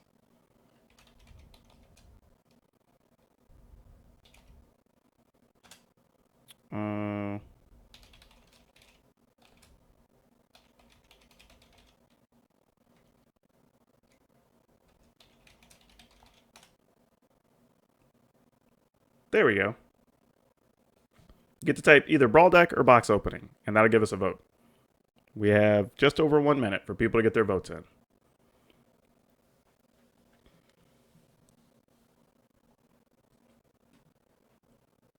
But yeah, I'm good for either. I think they're both fun. They both allow me to interact with all of you on stream, so I'm good with either one of them. And then I can prep for either one. Yeah, last time we did a box opening of Throne of Eldraine and a bundle of Hour of Devastation and some other loose boosters packs we had around. So I think we had like a Dominaria booster, some Ravnica Allegiance boosters, and just other stuff. So that was pretty cool. Yeah, packs are fun. I mean, they're both enjoyable. I mean, ultimately we will do both. It's just kind of what order will we do them. And this helps me kind of plan out as we get toward the end of the month, like what we would like to do. So 5 for box opening. So the next thing we do that's off schedule from not just playing standard will be a box opening, then a brawl deck.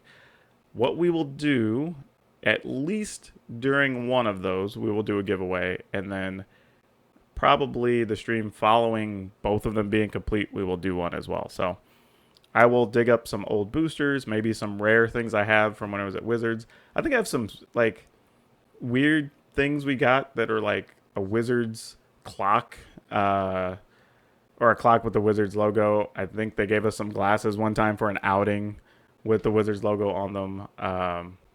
Just odds and ends. So I mean, we may get some of that stuff out there. Is there a limit, or are you out of points? Well, you can do it twice. Each one you can redeem twice a session. I have it set that way just so if everybody, you know, if we got like 10 people cashing the points, it wouldn't be unbearable for me to keep track of. And it does limit me from having to find like, I don't know, 50 jokes a stream or something.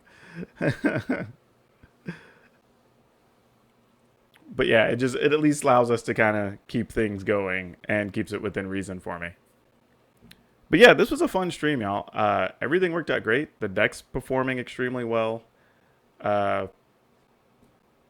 let's see. Look at all decks here. Boop, Rakdos. Boop, boop.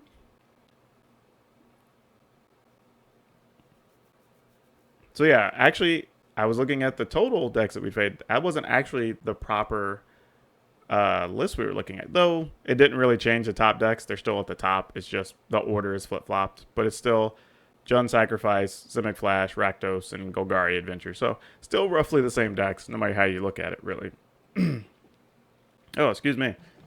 Don't want to cough in the mic and be an awful person there.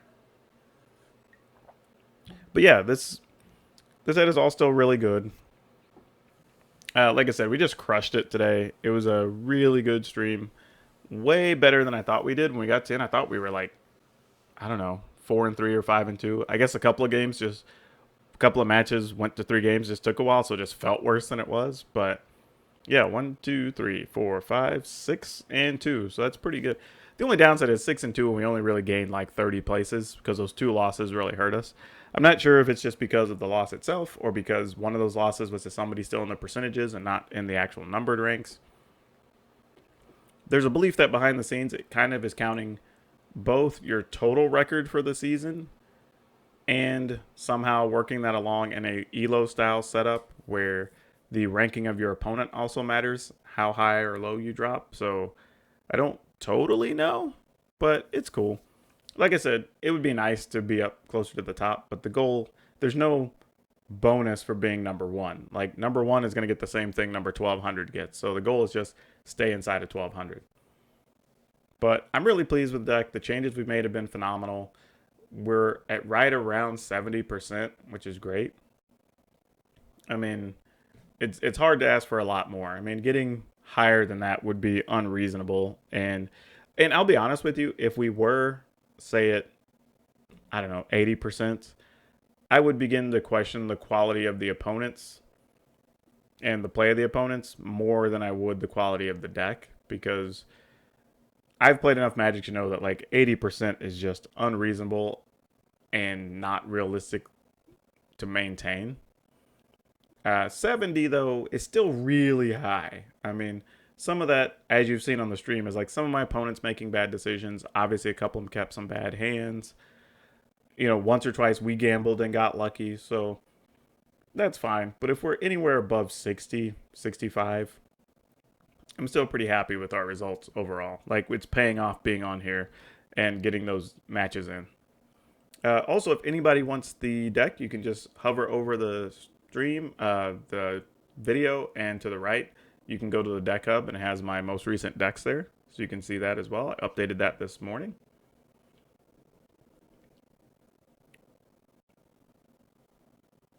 You go second 75% of the time. Like, that's pretty unreasonable. I'd expect that will balance out over time. That's pretty hard to have that happen. Also, if you guys just see, MTG Bot gave me a reminder. If you all ever purchase cards from TCG Player, please, please, please use that link. It's an affiliate link for me and my podcast, and we get a kickback from that every time it gets used. We don't get a lot. We get like, I don't know, 2 or 3% or something, but it's better than nothing. It helps us out, helps us maintain these crazy schedules streaming. Also helps me with the podcast, getting stuff out there, paying for our hosting, and getting new equipment, which is awesome. By the way, for those of you who don't know, as we're wrapping up here, if you have not seen my podcast, we have a podcast right there at that link. You can go check that out. Oh, actually, MTG Bot's falling asleep on me. Doesn't want to give me the link. That's fine. I'll go get it myself and give it to you guys. One of these days, I need to do a just chatting. Oh, there it is. It put up the link for me. It was just being a little slow. Yeah, but it's Color Magic is the name of the podcast. But yeah, there's a link if you want to check it out. I recommend starting at episode 1 and catching up, because you kind of get to see the progression of us over our first 13 episodes. We also have some really good interviews in those first 3 or 4 as well. So definitely check that out. But yeah, I think that's all. Let me see who we have that we can go raid. We got a good raid pile today. We got 26. We might make somebody's night here. Before or morning or afternoon, I guess, depending on where they are in the world. I guess we'll make somebody's stream time exciting. We have somebody playing limited and historic. I'm gonna see if I can find somebody playing standard for you all. I think people would appreciate that. It's kind of hard to find somebody. There's not a lot of streamers on, I guess, today. We're coming off of a Christmas holiday, and people are preparing to get back to work as well. Let's see what this person's up to. They only have a couple of viewers. I like to find people that are also chatting and interacting, too. What's this person got going on? They are somehow dead silent with 3 viewers. That is not good. Yeah, also as a tip, if you guys are streaming and are trying to build an audience, I would always talk to your camera as though there's 50 people in your stream. As a matter of fact, I might even just turn off the options or cover up your screen wherever you need to so you don't even see how many people are in your stream.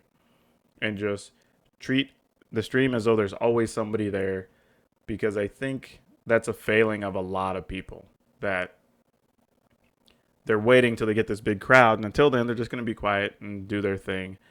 And I think it's a lot of missed opportunities, because when I got on, I didn't have a ton of people. I mean, I was, early on, even with Fendon and Soul Vixen and some of those coming through, I was lucky when we got to like 4 or 5 people, but we still chatted. I talked to them about work and their kids and whatever, and, talked about my Magic history and why I'm playing the decks I'm playing.